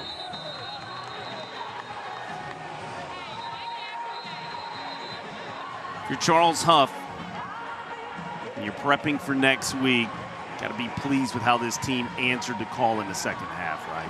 Yeah, you got to take what you can from this ball game, get healthy, and start conference play next week. It was a one-possession game at the half, 17-10. This unit stepped away. John White, third-string QB for the Golden Eagles in.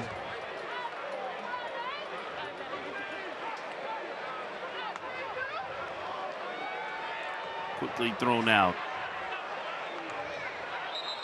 Watched John White play at Oak Grove High School about 2 years ago.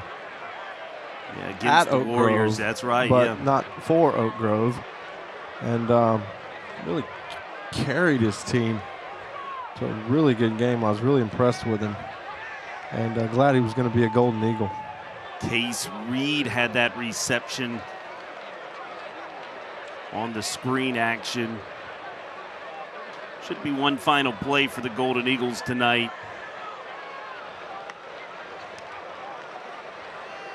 There'll be a handoff straight ahead. And that should be it. Charles Huff, the headset is off. He is headed out to the midfield stripe. It's a victory secured, the first as the Golden Eagles head coach for Charles Huff. What a performance for his team in the second half. It was a one-score game, 17-10 at the half. And then he challenged his team in the locker room, and they answered the call, Austin. Yeah, it really was. It was a second half ball game, and then you saw him, just how he's motivating his guys to finish in the fourth quarter. Gets his first win as Southern Miss head coach. Congrats to him. Congrats to the Golden Eagles, and best of luck to both teams. Jackson State's going to have a heck of a year. I think we both agree that with their schedule in the SWAC, they're going to be a tough out. I agree completely. The prohibitive favorites in the SWAC look to be the part. Hey, it was great to be back in here alongside of you, my man. For Austin Davis, for our statistician, magician, Marty Wyndham, I'm Jason Baker on behalf of our entire production, camera, graphics crew. Lee Field's the best producer, director in the game. We appreciate you spending your Saturday evening with us from M.M. Roberts Stadium. It's the Golden Eagles winners. They get win number 1 on this 2025 season, 38-20 over Jackson State. You've been watching Sunbelt Conference football along the family of networks of ESPN. Good night.